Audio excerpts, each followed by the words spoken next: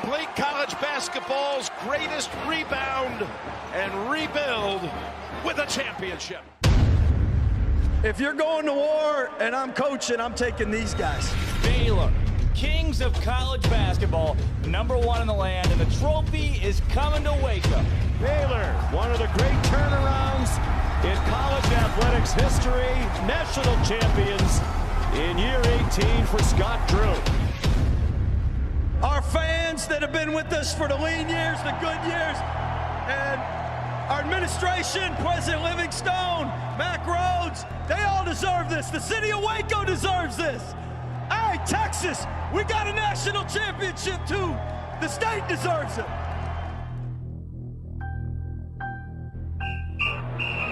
Did I stutter? He has time, launches it to the end zone. Touchdown! Terrence Williams! But they are who we thought they were, and we let them off the hook. The 2011 winner of the Heisman Trophy is Robert Griffin III, RG3! Welcome to Up Tempo on SicEm365 Radio. Langoliers, base hit to center, and the Baylor Bears win their first Big 12 tournament championship. Their fat little girlfriends are telling them what they want to hear, which is how great you are.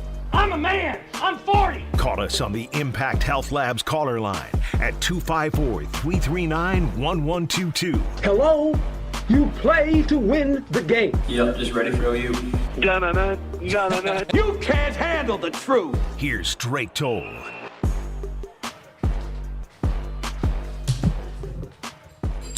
Here we are. And welcome into the Penny Clinical OT Bears Den. Happy Tuesday, everybody. 2 weeks, that's right, the 2-week anniversary of the Baylor Bears waking up national champions. I forgot my scratch paper, and I forgot my table bell.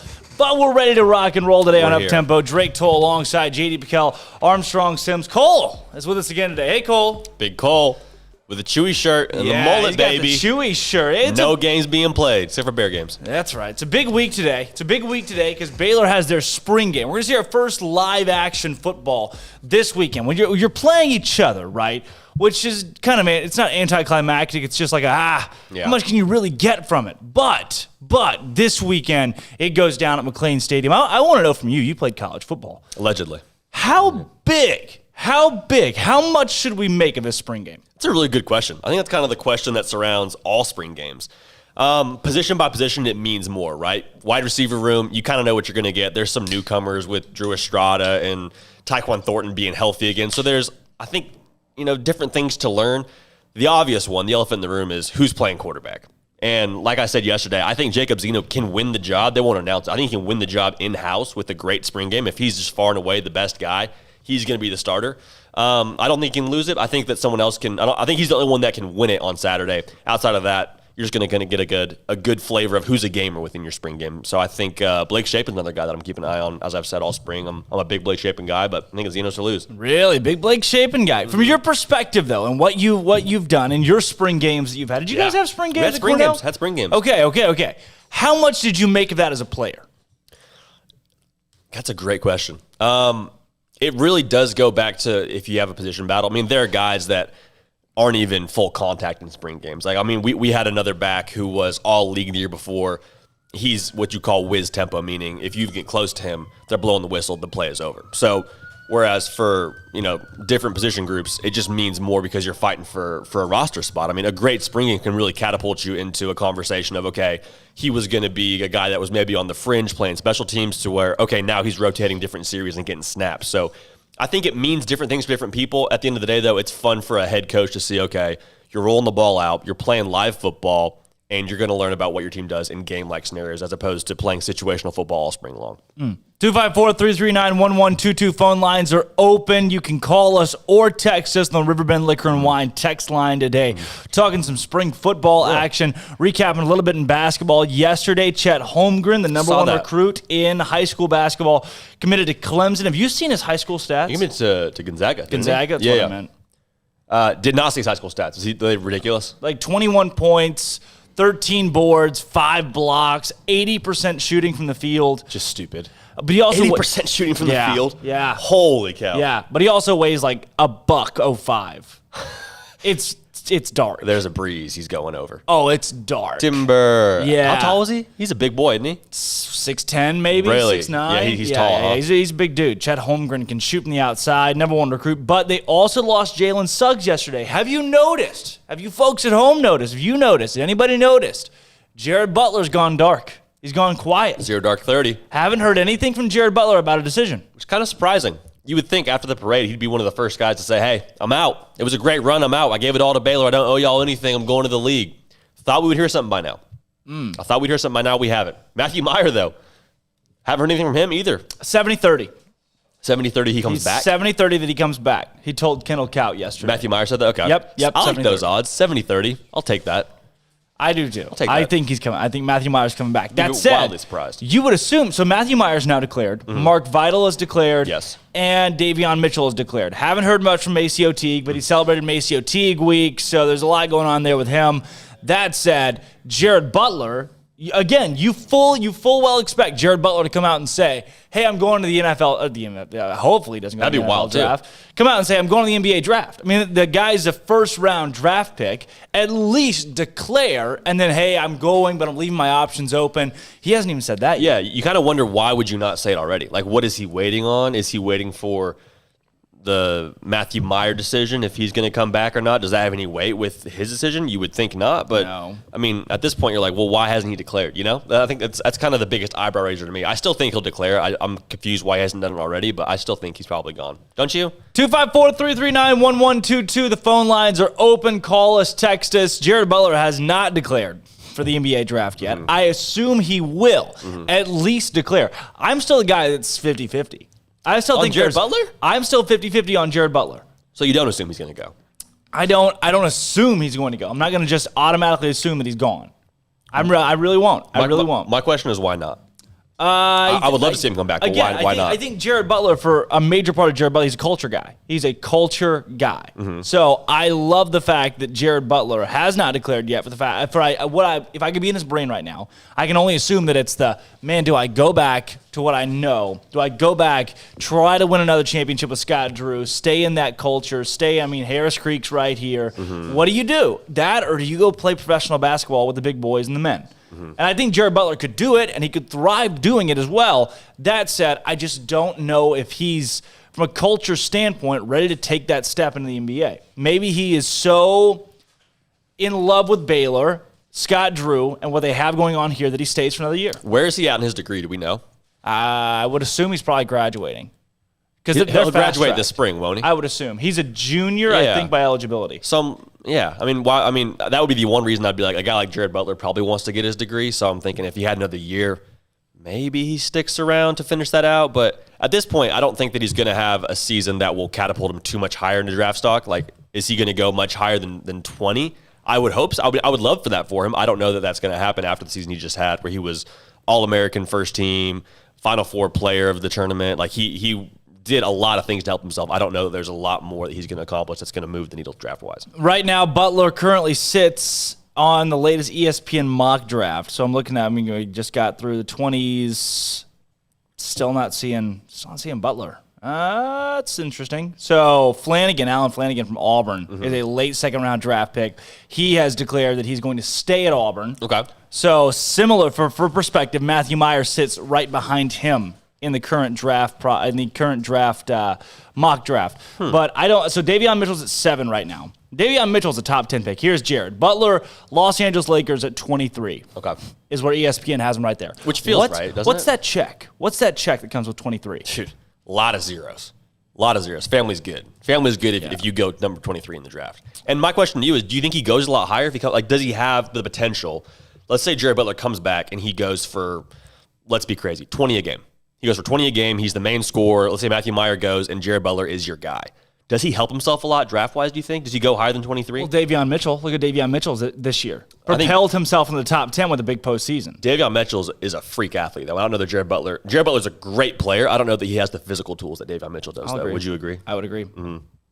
I mean, also the age. Mitchell's the only guy right now in the top 10 above 20. He's the only guy older than 20 in the top 10. That's unbelievable. And Jared Butler's 20 right now. Mitchell's 22 and a half. Wow. 22 and a half. And then Corey Kispert's 22 at that 12 spot. So maybe you do that. Maybe you pull a Corey Kispert because Corey Kispert's going top 15 because he decided to stay at Gonzaga. So maybe Jared Butler can do that, propel his draft stock by staying for a year. But Jared Butler has not declared what he's going to do yet. I can't wait to go watch Corey Kispert play for the Frisco Spurs next year. It's going to be awesome. He's going to tear up the G League. You think so? Corey Kispert, maybe not next year, but in a year or two. Gives me Adam Morrison vibes. He is a top 15 draft pick. You think he's going straight to the G League? Adam Morrison was number 3 pick, wasn't he? Did he get? And he went straight to the G League.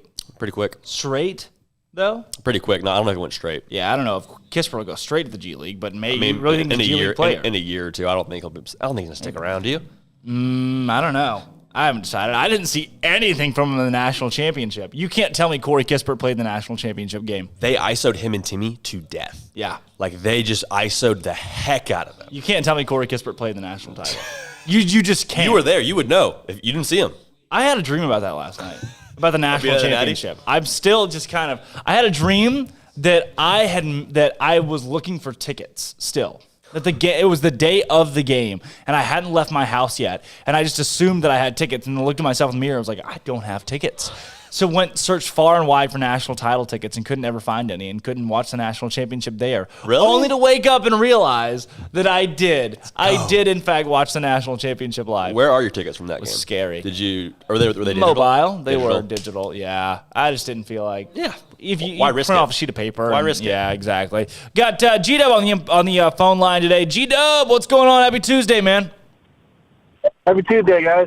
Hey, and J.D., it's not the Frisco Spurs, it's the Austin Spurs. Oh, okay. He's closer then. Yeah, he's right there. That'd be fun. We can go watch him. We can go say hi. Yeah, but Jared, I'm with y'all but the only thing is, every time somebody's declared, like on the Instagram, Jared, he shared it, and he said, I'm going to cry apart, 1, 2, and 3 with Mark. Yep. With Mark, Matthew, and Davion. So I don't, and he's such a big cog in the Waco community with him teaching Sunday school and everything. So I think that has something to do with it. Interesting. Would you bet money he's going to come back, or what's your pulse on that, G-Dub? Because we're having a hard time figuring out reasons why he would come back. I'm not. I am too. But like I said, that him teaching Sunday school and him just being that big of a part of the Waco community, and he's such a good dude. That could be the main reason. Yeah, but he's such a good dude, and I think he also just has a lot of good common sense as well. Is like, hey, life is full of chapters and seasons, and you have effectively filled this chapter to the brim. I don't know that you have many more pages that you need to write in your Waco chapter. You've done a great job. Go make Waco proud and be an NBA All-Star. You know? Yeah. I don't know. I'm with you. I can't think of anything else. I can't think of anything else what he's thinking about, what he needs to do other than Big 12 Player of the Year, which he should have won to begin with. Yeah. But we're not going to get into that again. First team All-American. He's first team All-American.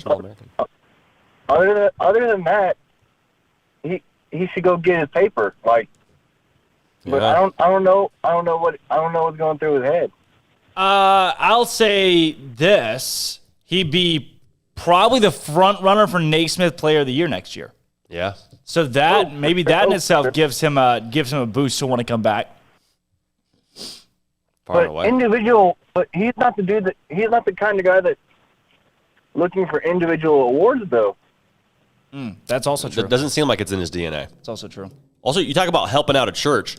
If Jared Butler gives 10% of his signing bonus, you want to tithe your signing bonus, Jared, and be a Waco cog?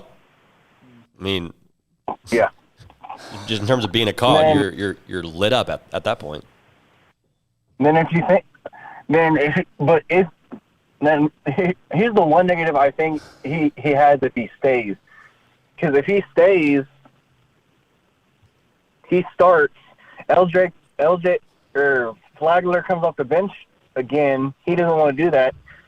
he may transfer, or him or Crowder might transfer because they're not getting the playing time that they would be getting if he would have left. I don't know if those guys are going to transfer because Jared Butler came back. Yeah. I'm sure they wouldn't be too upset that Jared came back. I mean, they just have to work a little bit more for playing time, which those holes will fill up.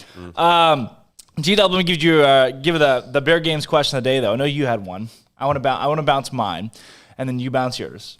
No, you go first. All right. Ricky Williams? No, you can't do that.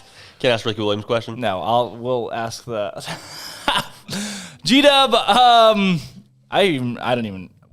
Should we reference it? We will later, maybe. G-Dub, if you could play for one Baylor coach, any sport, you could play for one Baylor coach that's currently on the athletic staff, who would it be?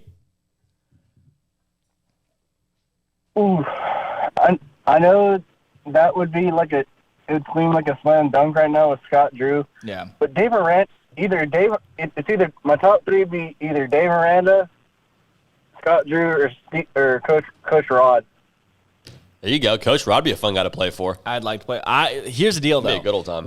My thought process goes into the Michael Woodsons or not only like Kim Mulkey. Kim Mulkey, Michael. Dude, Kim Mulkey, I think would eat my lunch. Kim Mulkey would probably. I think I'm too soft for Kim Mulkey, to be honest with you. G-Dub, we're about to start a new bracket, and I want to get your thoughts on a couple of these that are going to be in the new bracket. Who would you vote for? President Linda Livingstone or the Brazos River? Brazos. Sorry. Wow. I know it makes you think. It's tough. What's the name of the bracket? It is. It's called the Baylor Madness, and it's just the most obscure things related to Baylor possible thrown into a bracket. Okay. Because it said the name of the bracket, and I was like, person or water? Yeah, it's a person against a river in round one, so it makes it kind of tough. Yeah. I'll go with Dr. Livingstone because she's a person. Dr. Livingstone, first vote over the Brazos River. She's a blue blood in this one, probably, huh? Christian scriptures or Christian heritage? Scriptures. Christian scriptures, locked it in. Hey, G-Dub, thanks for calling, man. Always good to hear from you. Yes, sir. Later, G-Dub. When you were asking me Bear Games, you meant the Scott Drew question about the statue? Yeah. I thought you wanted me to ask about Ricky Williams. I did not want you to ask about Ricky Williams. It is Bob Marley's birthday, so I mean... Is that Ricky why 420 Day is because Bob Marley's birthday? Is that real? Mm-hmm. Really? Yep. I did not know that. Please, what can we... I'm going to double check and make sure. How fine can we walk this line of it being April 20th? I think you can walk it pretty close. Really? I mean... Armstrong, what say you? You're the director of the show. I'd lied. Today is Bob Marley's death day. Oh. I believe. Dead or alive, We can walk it. We can walk the line of the 420 line. I know. Am I wrong? I don't know. I'm waiting. If I hear something, I'll signal you. What were you doing walking around? I'm taking some B-roll of y'all. Really? For some, some hype vids. I'm completely wrong. This is Lynchburg Equestrian. Lynchburg Equestrian. I think I'm wrong about the Bob Marley thing. I'm Sweetbriar. gonna keep looking at that. I don't know why it's relevant, but keep looking at that. So that's the topic of today. Jared Butler, will he or will he not come back? Because it's still up in the air. Jared Butler's not announced what he'll do. He's not even declared. Even Matthew Myers declared for the NBA draft and said that he may come back. So will Jared Butler do the same? Along with that, how about spring practice? Not spring practice, spring gate this Saturday. So I know you said quarterback position you're looking forward to. Mm-hmm. Are there any guys outside of the quarterback position who, hey, going into the spring game that you've seen, your job's in jeopardy?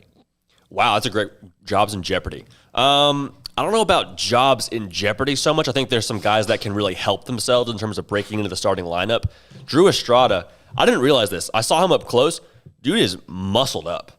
Like, dude has hit the weight room. I don't think they had as many weights at Dartmouth. Drew Estrada is a guy that I'm really excited to see and see what he's able to do. I think that slot position could be somewhere where he breaks into the starting lineup, or maybe he already is, depending on what they're doing in spring practice. So he's a guy I'm really excited to watch. I think he can help himself a lot in spring practice. You have guys on the outside, whether Snead plays in the slot or not, we'll see. But I think Snead and Thornton are kind of those solid two that'll be starters. that third wide receiver position, whether it's Gleason, whether it's Estrada, like I mentioned. I'm really interested to see who steps into that role and is able to be a big-time contributor, because the receiving core has no shortage of depth or talent. It's going to be a lot of fun to watch them this spring if we can get someone to get them the football. What about you? What are your you got your eye on here? Man, the running back spot is just so volatile. I just don't know what Baylor's going to get from a running back perspective. Is it Tristan Ebner that comes out and looks really good? Quaylon Jones he was a great spark till he went down last season. Squirrel Williams obviously isn't coming back. Isn't it Abrams we were talking about yesterday? It's taking some reps at running back. There's not a lot of depth at the halfback position. You're going to have to. I don't think so at all. Okay. I mean, past Ebner and Quaylon Jones, which Quaylon Jones is still not proven necessarily. Who do you have? I like Tayden Williams a lot. He's not necessarily proven. I think he's going to be a guy who is able to help carry the load this season. The fact that rotating in Abram Smith, I'm with you, probably does raise an eyebrow a little bit. Maybe I'm in the minority here. I think the new offense is really going to benefit the running backs in terms of allowing them to get into a rhythm, because last year, we talked about it in the postgame ad nauseum. There were games we came in here where they threw it 40, 50 times, and 5 of them were downfield. Yeah. And so I think to allow these guys to get into a rhythm should hopefully give these guys a chance to cut their teeth a little earlier in the season and hopefully get into more of an identity offensively and open things up for whoever's playing quarterback back there, because that's just so crucial to run the football. Or it would be you'd come out and, Squirrel Williams, his first 4 carries went for 7-8 yards each. Guy had 4 carries, 26 yards and a touchdown, and then he just didn't play again. Yeah. Coach, is he hurt? Well, no. Squirrel? What? I think Squirrel was hurt, wasn't he? Well, yes, but I'm saying there were so many games where it was a guy would just go out there his first 3 or 4 plays, like, man, this is good. We're gaining momentum, getting traction with his running back, and then just, whoop, they pull him out. Where did he go? It was bizarre. It was so bizarre. Even after Squirrel went down, they just stopped trying to run the football. Because I think Squirrel Williams finished as the Baylor leading rusher for the entire season with 400 yards. Yeah, it's a dark number. Charlie Brewer had 5 rushing touchdowns. He had the most rushing touchdowns on the team.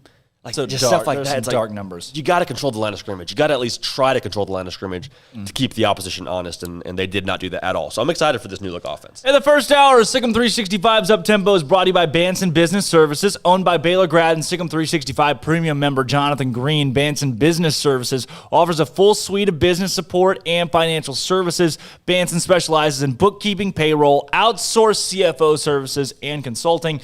They can help you with your taxes. Their business helps you run your business. Visit SicEm365.com/Banson for more information. Their business Banson helps you run Banson your business. It's Banson Banson Business Services. Banson Business Services runs your business, helps you run your business. Banson Services. Banson Business Services. Jonathan Green. He's a SicEm365 premium member. Drake Toll, J.D. Pickell, Jonathan Green, Armstrong Sims. Cole's in studio today. We'll be right back talking more spring football. This is Up-Tempo. Can it really be? It was only 2 weeks to this day that the Baylor Bears woke up national champions of college basketball for the first time in history. How has it only been 2 weeks? Well, in more recent news, the women's golf team is tied for second, still at the Big 12 championship match in the Woodlands. The team has shot 11 under, 565 to this point. Gurleen Carr is 3-way tied for the individual lead at 9 under, 135. The tournament concludes today. In basketball, the nation's #1 recruit from the class of 2021, Chet Holmgren, has committed to play collegiate basketball in Gonzaga. He's projected to be the #1 pick in the 2022 draft and averaged 21 points, 12 boards, and almost 5 blocks while shooting 80% from the field last season. 80%. No surprise, though, that the Zags lose star talent just as they gain it, with highly touted guard Jalen Suggs officially entering the NBA draft. And things only got crazier in basketball as the portal has continued to fill, and players are finding new landing spots. To note, one of the top shooters in the portal, Miller Kopp, is going from Northwestern to Indiana, and DePaul's Charlie Moore is headed to Miami, his 4th school to suit up for in the collegiate game. In football, former Michigan quarterback Joe Milton, who has been in the transfer portal since February, has finally chosen a landing spot as he commits to Josh Heupel's staff at Tennessee. And Indiana and Notre Dame have inked a future 2-game series. Also, Baylor has now won a Big 12 title in men's basketball, women's basketball, and men's tennis in this calendar year alone. That is dominance across the board.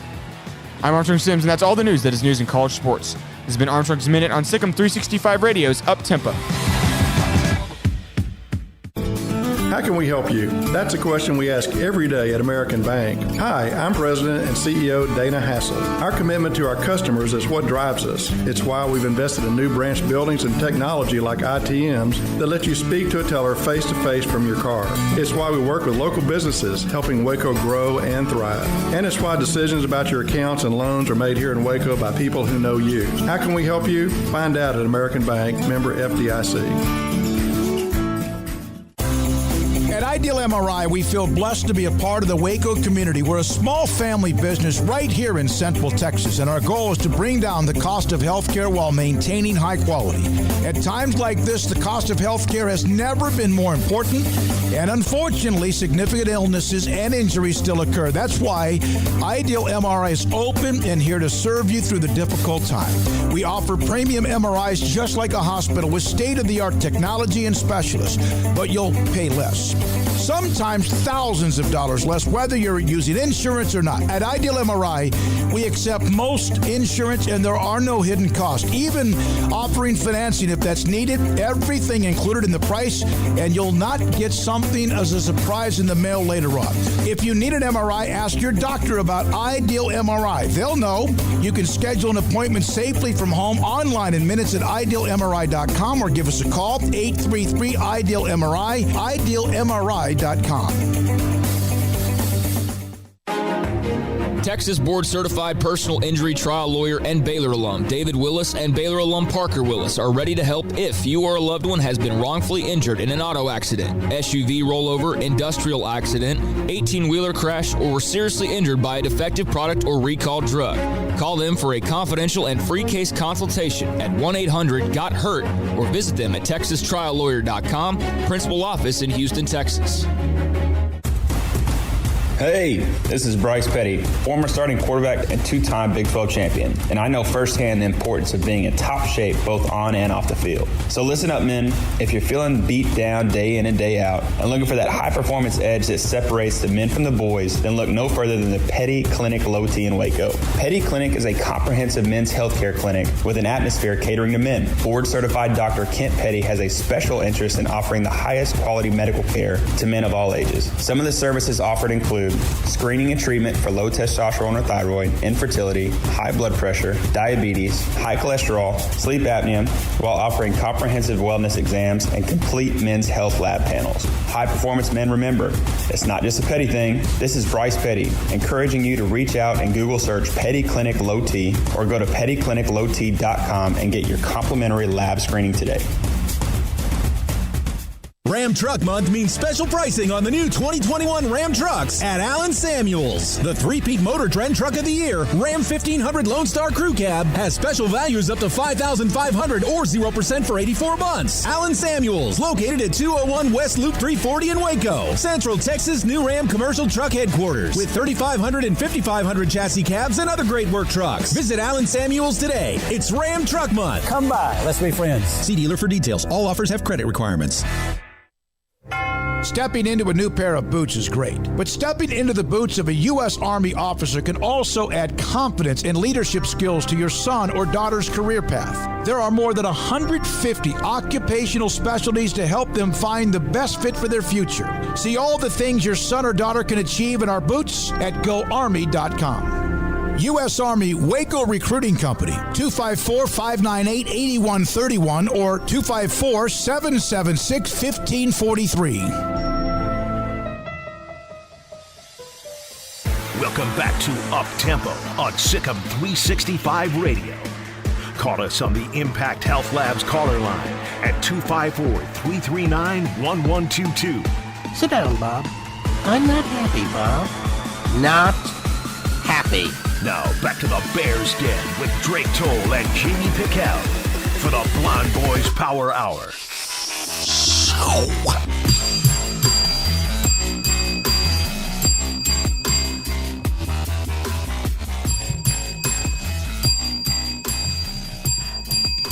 No, turn it up! Turn it up to 11!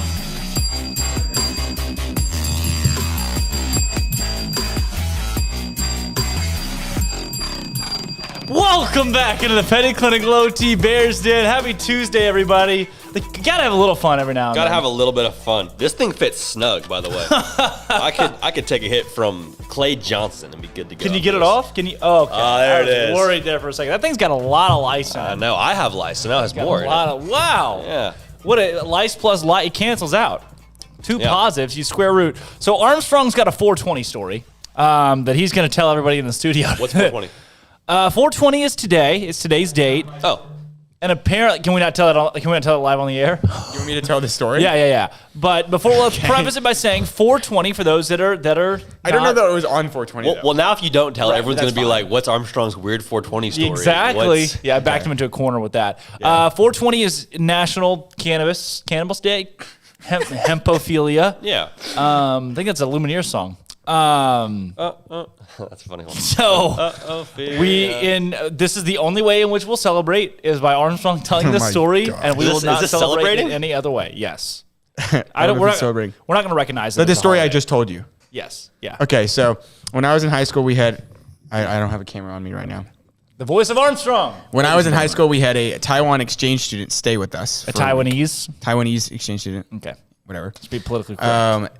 And he would stay at our house and then go to school with me just to see what American schools were like. Well, anyways, one day during that week that he was there was like drug-free day. And it was like a whole campaign by the school. And how the school celebrated this or, promoted it was they handed out these red socks that you would wear these socks that say, "I'm drug-free." And so on this day, my Taiwan exchange student, he wore these weed socks that he had purchased not knowing. He didn't know that it was weed. He just thought, that looks cool. I'm going to buy those socks. And then he just happened to wear them on that day. We didn't even know that was drug-free day. And so the talk of the school was just this guy.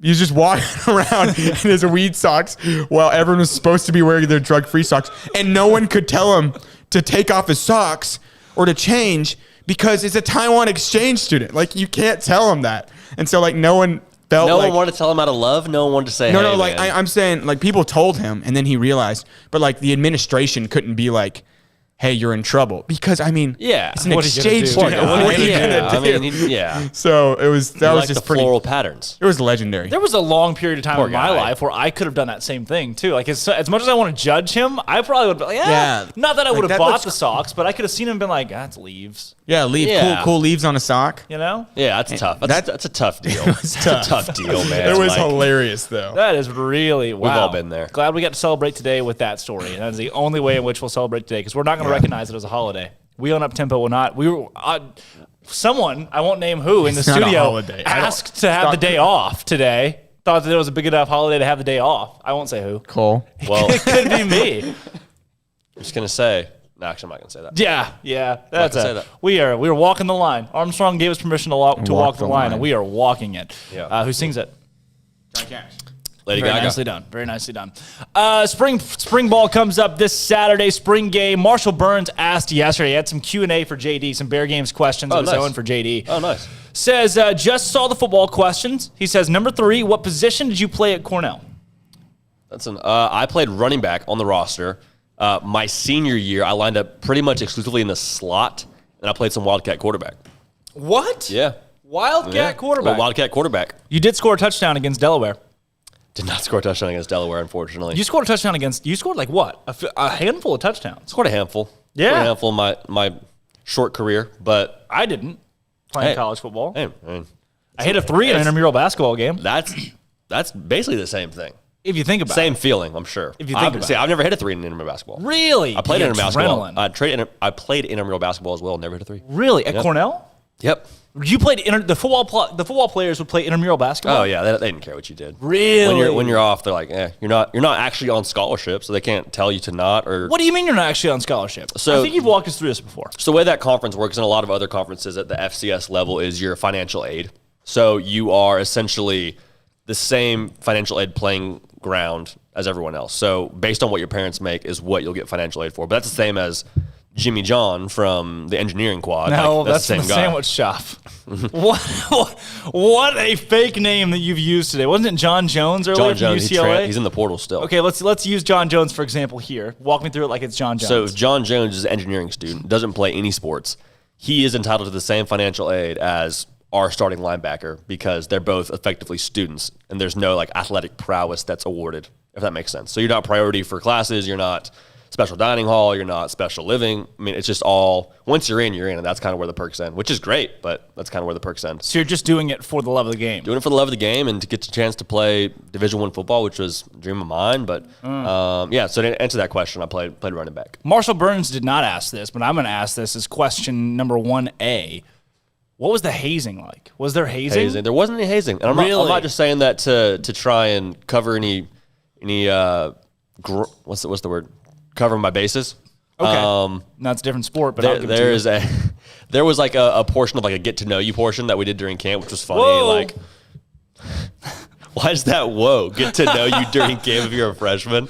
Ivy League hazing, man. They get to know you. Not for us, at least. I'm sure other programs around our conference did that, but I can't imagine. Not us. Like not if us. you're playing SEC football, what sport do you think that hazing's the worst in?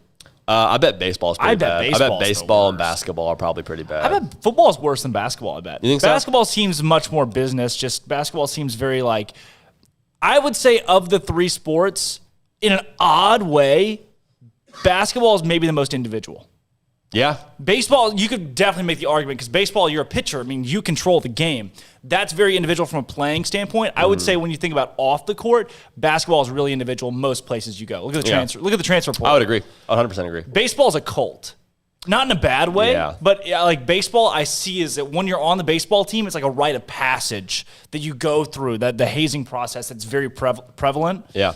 And then football is football. I was going to say for baseball, what other sport is there where you're literally just hanging out? Like if you're not playing, right, you're probably just kicking back. You're like, not stretching. You're dipping. You're chilling. You're just hanging out, like in a sweatshirt, not playing that day. Right. Like there's a lot of, I think, social piece that goes into the baseball. Yeah, I've always thought about it. Like when you find your best friend, I would think college baseball has got to be the worst collegiate sport to play from a logistic standpoint. Oh, for sure. You're traveling constantly. Oh, especially if you're in a mid-major. You're gone weeknights every week in the spring. Yeah, bus rides. If you play at Stephen F. Austin, you're gone to UT, you're gone to Baylor, you're gone to TCU every night, every weeknight. Dark, very dark. Horrendous. Yeah, very constantly traveling. Not only that, like I myself, I'm a very outgoing introvert. I love my alone time. Mm-hmm. You get no alone time as a college baseball player. There's none.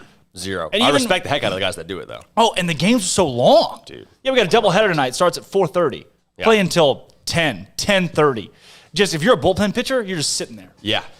Or if you're a starter and you're not actually going to pitch at all. Yeah. Like you pitched the day before, it's like, well, You're just rocking back and forth. Got some kick in it. Chilling Give me in some the- beef jerky. You got to find a guy to talk to for 6 hours that you enjoy being. Like, at what point are you like, we've run out of conversation? Yeah. Where's a different guy? I actually don't like any of these guys that much to talk to them for 18 innings. Like, you got to find someone that you vibe with that It's a big much. piece. It's impossible. There's just no way. There's And if just no not, way. you know what happens if you don't find anybody you like? You get cut. Portal.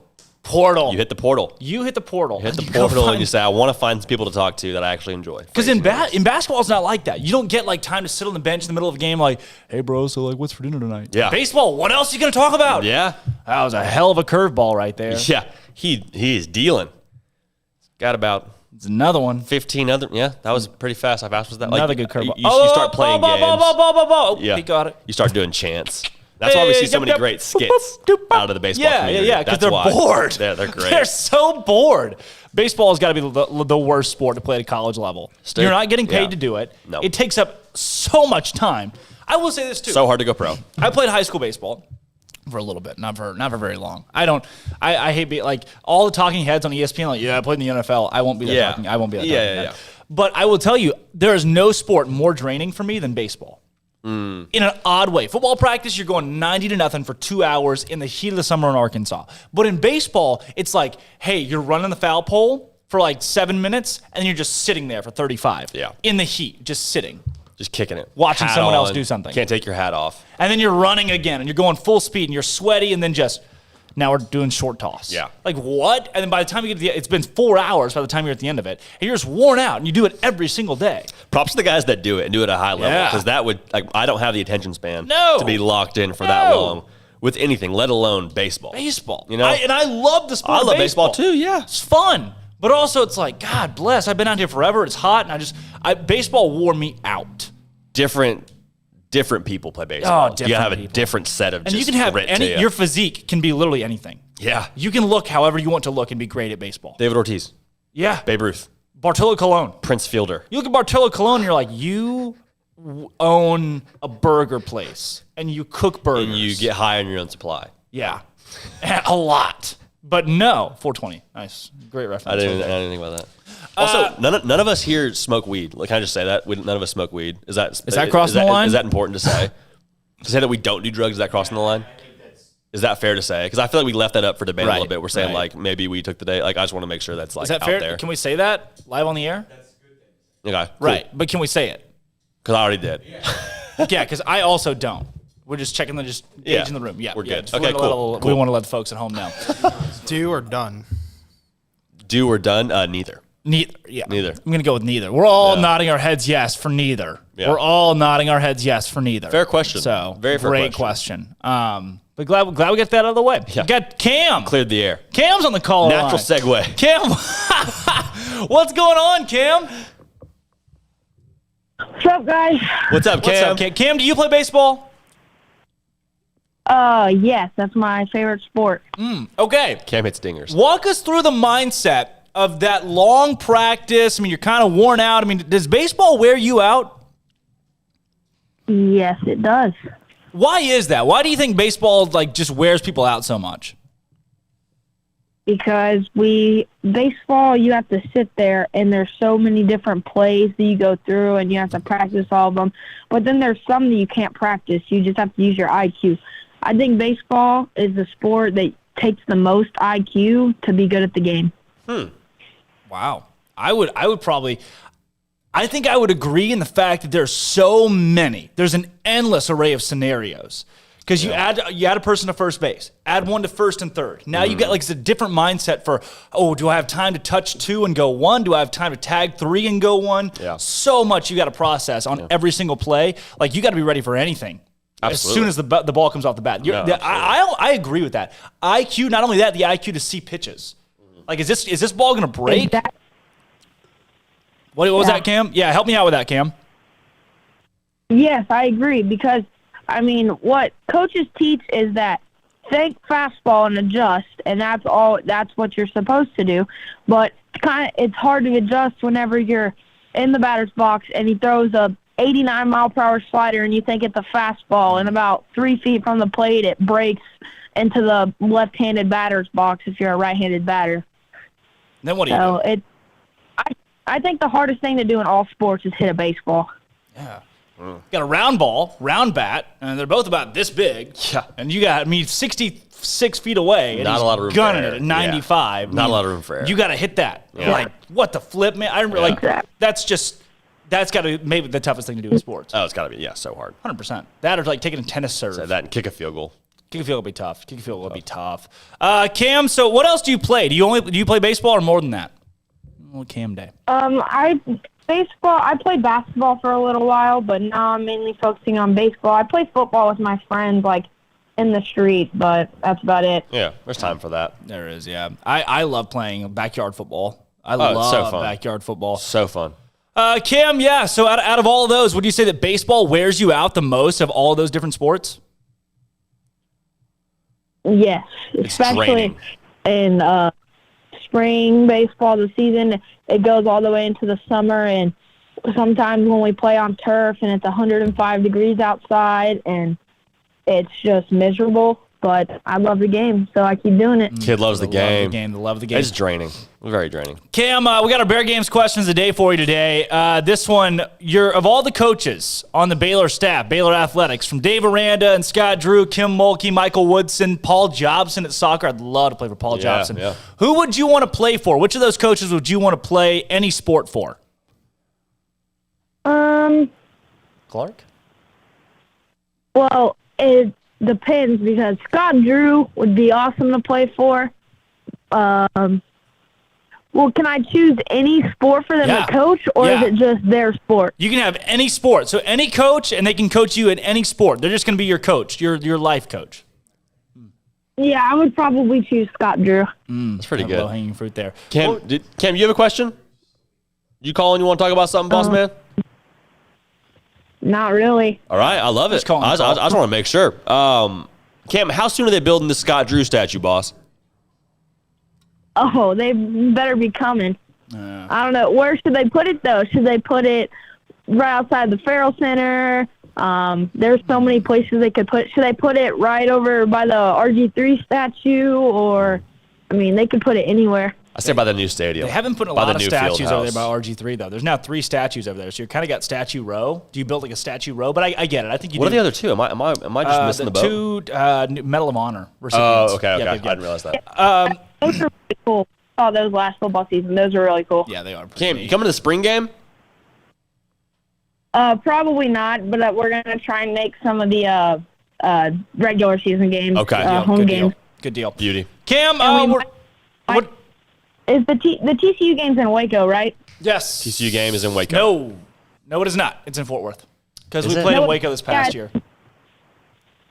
So we might go to that one too, because it's only like 20 minutes from my house. So. Oh yeah, we'll be. I went when Mayers made the 54-yard field goal. That was stupid. We'll be up there, Cam. We'll cross paths this football season for sure. Unbelievable. We got a Baylor bracket going on, Cam. It's kind of miscellaneous. Would you take Dr. Linda Livingstone, the president of Baylor University, or the Brazos River?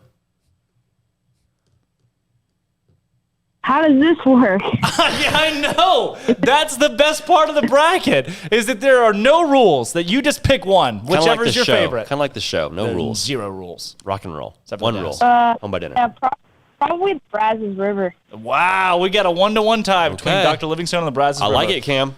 And then, Cam, I'm going to give you a random one in here. We're just testing this out today. Sweet tea or lemonade? This is also in the same bracket. Sweet tea. Sweet tea. Other sides? No. Really? Same side. I like this. Cam, thanks for calling, man. Great to hear from you as always.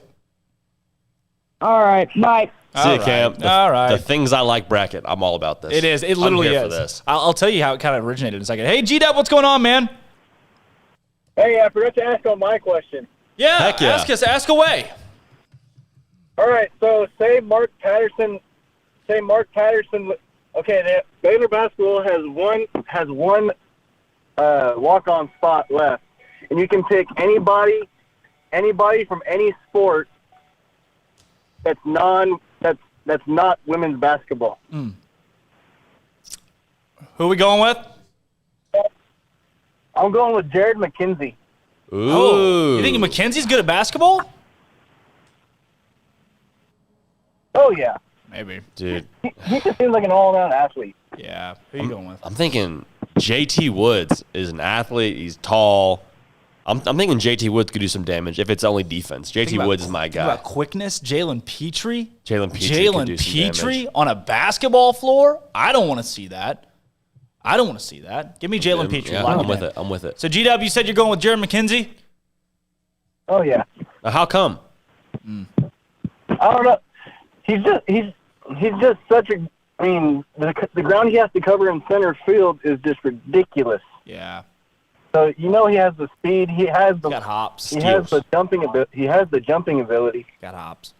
All right. Hey, G-Dub, thanks for calling, man. I like that question. Keep tweeting us. Yes, sir. Bye-bye. All right, hey, we're going to hit a break right here. When we come back, we're going to play Dead or Alive. It is Tuesday. You know what we do on Tuesdays? We play Dead or Alive. Let's see who's dead and who's alive on this Tuesday. Goodness gracious. Prince Philip, dead or alive? The second? I don't know how many there are. He's dead. Bob Marley, dead or alive? Both dead. Ricky Williams, dead or alive? Alive. Snoop Dogg, dead or alive? Alive. Yeah. Jake Paul, dead or alive? Very alive somehow. Ben Askren, dead or alive? Oh, very dead. Very dead. We kind of tailed off from the reference that I was good. 420 guys. That's fine. I'm Drake Toll, J.D. Pickell. We got Armstrong Cole with us today. When we come back, we're doing Dead or Alive. It is Tuesday, folks. Gosh, it's up-tempo. What an easy listen for your Tuesday. Good day. This is up-tempo. Can it really be? It was only 2 weeks to this day that the Baylor Bears woke up national champions of college basketball for the first time in history. How has it only been 2 weeks? Well, in more recent news, the women's golf team is tied for second, still at the Big 12 championship match in the Woodlands. The team has shot 11 under, 565 to this point. Gurleen Carr is three-way tied for the individual lead at 9 under, 135. The tournament concludes today. In basketball, the nation's number one recruit from the class of 2021, Chet Holmgren, has committed to play collegiate basketball in Gonzaga. He's projected to be the number one pick in the 2022 draft and averaged 21 points, 12 boards, and almost 5 blocks while shooting 80% from the field last season. 80%. No surprise, though, that the Zags lose star talent just as they gain it, with highly touted guard Jalen Suggs officially entering the NBA draft. And things only got crazier in basketball as the portal has continued to fill, and players are finding new landing spots. To note, one of the top shooters in the portal, Miller Kopp, is going from Northwestern to Indiana, and DePaul's Charlie Moore is headed to Miami, his fourth school to suit up for in the collegiate game. In football, former Michigan quarterback Joe Milton, who has been in the transfer portal since February, has finally chosen a landing spot as he commits to Josh Heupel's staff at Tennessee. And Indiana and Notre Dame have inked a future 2-game series. Also, Baylor has now won a Big 12 title in men's basketball, women's basketball, and men's tennis in this calendar year alone. That is dominance across the board.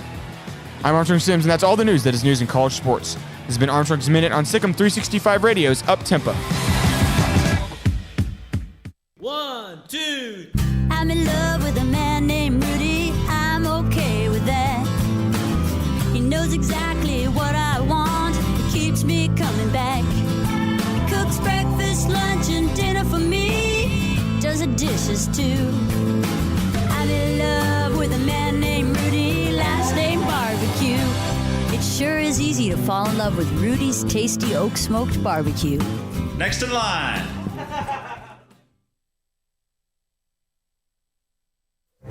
Boots add protection. Good boots help you climb better and move forward faster. And when your son or daughter steps into the boots of a U.S. Army officer, they also learn how to lead. In these boots, they'll gain more confidence with expert training in one of more than 150 occupational specialties. In these boots, they'll stand a little taller and lead a team with diverse backgrounds and areas of expertise to successfully accomplish whatever challenge comes next. In these boots, they'll earn respect with valuable experience from day one that will give them solid footing for success into the future. Highly qualified candidates who earn a spot on our team can receive comprehensive health care coverage, college tuition assistance, and a bonus of up to $40,000. See all the things your son or daughter can achieve in our boots at GoArmy.com. U.S. Army Waco Recruiting Company, 254-598-8131 or 254-776-1543.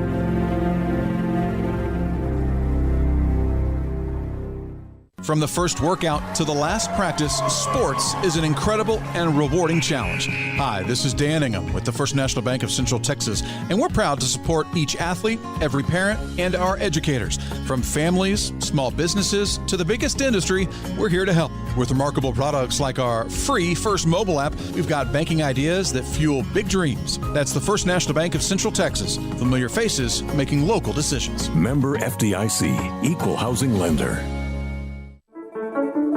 One size fits all. That may be all right for an adjustable belt or cheap sunglasses, but when it comes to your financial needs, no one wants a one-size-fits-all strategy. Cam Heathcott, your Edward Jones financial advisor, knows that his most important goals are yours. That's why he takes the time to understand your needs, knowing you. That's how Edward Jones makes sense of investing. Cam Heathcott, covering Conroe and Houston, 936-756-7717 or cam.heathcott@edwardjones.com. Edward Jones, member SIPC.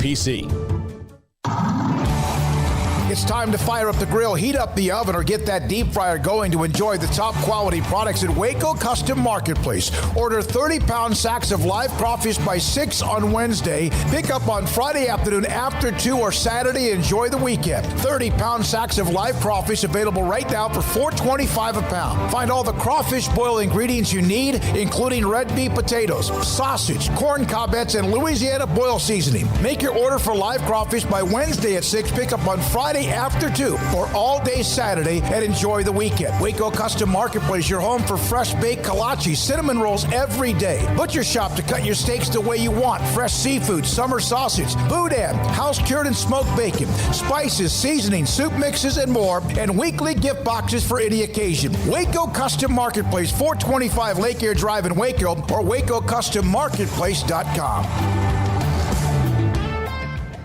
Welcome back to Up Tempo on SicEm365 Radio. Why are you the way that you are? Honestly, every time I try to do something fun or exciting, you make it not that way. I hate so much about the things that you choose to be. Now back to the Bears Den with Drake Toll and J.D. Pickell for the Blonde Boys Power Hour. So I was telling him, I was like, no, this is my urinal. You can't use Tom this. Herman, get back. This is like, it's privacy, it's private space. And then we're back. I'm Drake Toll, J.D. Pickell. We got Armstrong Cole with us today. That is one of my favorite stories of all time. Yeah. As I used a urinal at Gregory Gymnasium in Austin, Texas, right next to Tom Herman. Shorter in person. He's shorter in person. I have a lot of different ways to go with the way that you left that, but I'm going to just say he wasn't very tall. No, was not a very tall guy. Okay, so this bracket that we're doing, it has, I flipping love this. It was right when quarantine happened. I was just bored. It had nothing to do. So I had like my best friends list on Instagram. I know it sounds so like I remember this. School. I was on there. Yeah. I just did this bracket. It makes no sense. So P Nasty lunch versus P Nasty late night. Penland lunch versus Penland late night. Okay. We would all vote Penland late night. Burt Burleson versus Chapel Ryan. That's a matchup, round one. Chapel Ryan left, by the way. Yeah, he's the director of ministry, Bobo. Is he? Okay. East Village versus Mimo. Sing versus Pigskin. Christmas on 5th against Melody Ranch. Christmas on 5th just waylaid. Apple Music against Spotify. It was all the same bracket. Right. Line Camp and Orientation. The Moody Basement versus the Farrell Center. I don't know if we can still do that. Isn't Moody the journalism school? Or no? No, that's the library. Moody Where have you been? Chip and Joanna versus Matt Rule. Wow. Yeah, old dad. I was going to say Chip and Joanna probably take that, Dr. Pepper against HEB. McLean Stadium and Cameron Park. Kim Mulkey versus Scott Drew is a round one matchup. Yeah, there's a lot to digest here. You got the big dogs going. Common Grounds against Brad Livingstone. And who won that again in the previous It was Scott. Scott won the whole, I mean like the whole bracket. Oh, I think Linda ended up winning it all. Really? Yeah, No, she knocked off the Brazos River in round one. Really? It was big. What was the one that you did where it was like running the line, or it was best traditions at Baylor? That's this one. That's this one? Okay. It's the same one. It's the same one. Oh. We can tweak it, but that's going to be our next bracket that we're going to do because I freaking love it. Dead or Alive today. Today we're got... No, I like it. That's good. Dead or Alive. Number 1, Armstrong and Cole and JD. Yo. I like the glasses, Armstrong. I like the look. I do too. We go up a little bit. Thank you. Thank you. I just like it. I'm really insecure about them, so thank you. Me too. Really? I'm insecure about mine, thanks to my family. No, I'm not insecure about that. I am. Hey. Number 1, Siegfried of Siegfried and Roy. Siegfried. I'll say dead. We have 2 deads. Dead. Very recently dead. No. 81 years old. Just died recently. I didn't want to be right. I didn't want to be right on that one. Peter Green, the founder of Fleetwood Mac. Peter Green. He's dead. I'm going to say alive. Alive? I'm going to say he's dead. We have a dead. We have alive. He is very recently alive. Just kidding, he's dead. Very recently alive. Happy birthday. 3 years old. 73. He died pretty recently. 73 years old. Michael Caine from Batman. The Batman movies. Michael Caine. He's alive. Alive. He is alive. There we Very go, recently Mike. alive. 88 years old. Michael Caine. Big Mike. Tommy Lasorda. The MLB manager, Tommy Lasorda. Tommy Lasorda kinda is. You say he's dead? Dead? Tommy Lasorda kinda. Tommy Lasorda kinda maybe is. I'll go with Cole. I'll say dead. I'll say alive. Cole He seemed pretty is dead. 93 years old. He also died really recently. George Taki. Ooh, he's dead, isn't he? He's dead. Okay, we have a dead. Poor guy. I think he's dead. Armstrong? I remember seeing this. Armstrong? George Taki. He's dead or alive? Alive. Alive? Cole? I think he's dead. Really Dead? feeling this music. He is alive, 84 Oh, good. years Okay, old. good. I'm George glad I'm wrong about Taki. that. Taka. You ever had Takis? I have. Pretty Taki's good. really good. Rod Carew, Hall of Famer Rod Carew. He's It's the Jewish. guy that was shipwrecked. He They is made a movie Jewish. about him, or they made a book about him. Nope, he's a baseball player. Rod He's Jewish. Caruso. He's Jewish. That's the Addams family. Rod Carew. With Friday on the island. And he was shipwrecked. That's the Addams family. Robinson Crusoe. I'll say Rod Carew is alive. Alive? Alive? Dead. He's alive. There we go. 75. I think I've gotten every single one wrong. Alive in 75. Walter Mondale, vice president for Jimmy Carter. Jimmy Carter's vice president, Walter Mondale. Oh. Dead. You say he's dead? I'll say he's alive. I say Come on, Walt. dead. He died like last week. He's not, Yeah. he would have been 93. He died last I week. heard conversations about him. He's the guy who lost to Reagan, right? 49 states to 1. I think so. Isn't that him? Isn't that him? That guy. Was that He's the McGufford? Vanderbilt. McGufford. I He's think the McGufford was Vanderbilt of that Nixon. game. Vanderbilt was Alabama, and he's Vanderbilt. Prince Charles of the UK. Let's say Prince Charles is dead. Alive. We have alive. We have I'll dead. say he's dead. Alive. I'm not happy about it. He was in like the Epstein I thing. can't hear anything. Oh, really? You said he's alive or he's dead? He was part of the Epstein? Prince Charles of the UK is alive. 72 years old. There we go. 72 years old. It's a tough game because if I get one right and I say and he's dead, I can't be like, oh, awesome. Christopher You know? Plummer. Yeah, that is Christopher Plummer is the author of The Alive. Sound of Music. No, he's not. And he's alive. Okay. alive. Alive. I'll say alive. Armstrong seemed really certain. He is dead at 91. I will tell you why you're confused. Every person on this list that's dead has died within the last 3 months. Wow. Okay, I went very that's why. recent. So we're finding out in really tough fashion. When Yeah. did he He died very recently. Christopher Wow. Plummer. I'm sorry you had to find out this way. Yeah, that news And he wrote passed Sound of over Music? me. He wrote Sound of Music? Passed He did not away. write Sound of Music, no. He did. He was wrote the book. He was affiliated? Captain Von Trapp in the movie Sound of Music. But he wrote the book. He's the author of The Sound of Music. He No. wrote the book. Are you sure? He's not the author. No, he's an actor. Who's the author? He's a of Sound of famous Music? Hollywood actor, Christopher Plummer. You're thinking Christopher Robin. Yeah. You're Christopher thinking of Robin's a thinking of Robin King. the author of Sound He's of the guy who Music, stole like the from the rich. musical Rodgers and Hammerstein. Gave to the needy. Yeah, he wrote the book though. There's a book. He did not write the book. I am telling you right now. I'm just telling you what the Christopher website Plummer told me. is I wanna an look it up. actor What the who was website told me. hired to be in that movie and has no other association with the Sound of Music. Hire. Not today. I'm telling you, I don't know if there's a Sound of Music book or not. This is a true story, so there's possibly a book about the true story. I can tell you right now, 100% Christopher Plummer did not write that I book. learned so much on this show. I really do. It's an educational program. It really You've seen is. Christopher Plummer and other things too, probably. Those are Drake things Toll, I've seen. J.D. Pickell, Yes, I've Armstrong done. and Cole. When we come back, know Jared what you've seen, Stansberry though. joins the show to talk about T.J. Otzelberger's hire at Iowa State. Don't go anywhere because we got a jam-packed show for you today. This is Up Tempo. Can it really be? It was only 2 weeks to this day that the Baylor Bears woke up national champions of college basketball for the first time in history. How has it only been 2 weeks? Well, in more recent news, the women's golf team is tied for second, still at the Big 12 championship match in the Woodlands. The team has shot 11 under, 565 to this point. Gurleen Carr is three-way tied for the individual lead at 9 under, 135. The tournament concludes today.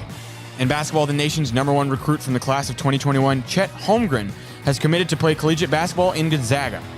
He's projected to be the #1 pick in the 2022 draft and averaged 21 points, 12 boards, and almost 5 blocks while shooting 80% from the field last season. 80%. No surprise, though, that the Zags lose star talent just as they gain it, with highly touted guard Jalen Suggs officially entering the NBA draft. And things only got crazier in basketball as the portal has continued to fill, and players are finding new landing spots. To note, one of the top shooters in the portal, Miller Kopp, is going from Northwestern to Indiana, and DePaul's Charlie Moore is headed to Miami, his fourth school to suit up for in the collegiate game. In football, former Michigan quarterback Joe Milton, who has been in the transfer portal since February, has finally chosen a landing spot as he commits to Josh Heupel's staff at Tennessee. And Indiana and Notre Dame have inked a future 2-game series. Also, Baylor has now won a Big 12 title in men's basketball, women's basketball, and men's tennis in this calendar year alone. That is dominance across the board. I'm Armstrong Sims, and that's all the news that is news in college sports. This has been Armstrong's Minute on SicEm365 Radio's Up Tempo. At Baylor University, students can shine in their own way. Or should we say their own ways? Because there's no limit to the ways Baylor students make the world a brighter place. Whether they're leading a student organization or following a higher calling, getting advice from faculty, or taking part in world-class research, pursuing their dreams, or working toward their dream job, students find their place to shine at Baylor, where lights shine bright. Car has the trucks, man. They have the one for you. Crew cab, short or long bed, silver, black or blue. Texas size selection, great prices too. Richard Carr, he has the truck for you. Carr has the trucks, man. He has the truck you need. If you want the best truck, you want a GMC. Texas size selection, great prices too. Richard Carr, they have the truck for you. Let Camille Johnson Realtors guide you seamlessly through the process of buying your dream home or selling your current one. Commercial, farm and ranch, or residential, Camille Johnson Realtors can smoothly and successfully lead you through any transaction. With a team of 28 experienced agents who are excited about serving you, Camille Johnson Realtors services the entire greater Waco area. If you're in the market to buy or sell, contact Camille Johnson Realtors, 104 Midway Center in Woodway, or find them online at www.camillejohnson.com. Camille Johnson Realtors, elegant, charming, warm. Welcome home.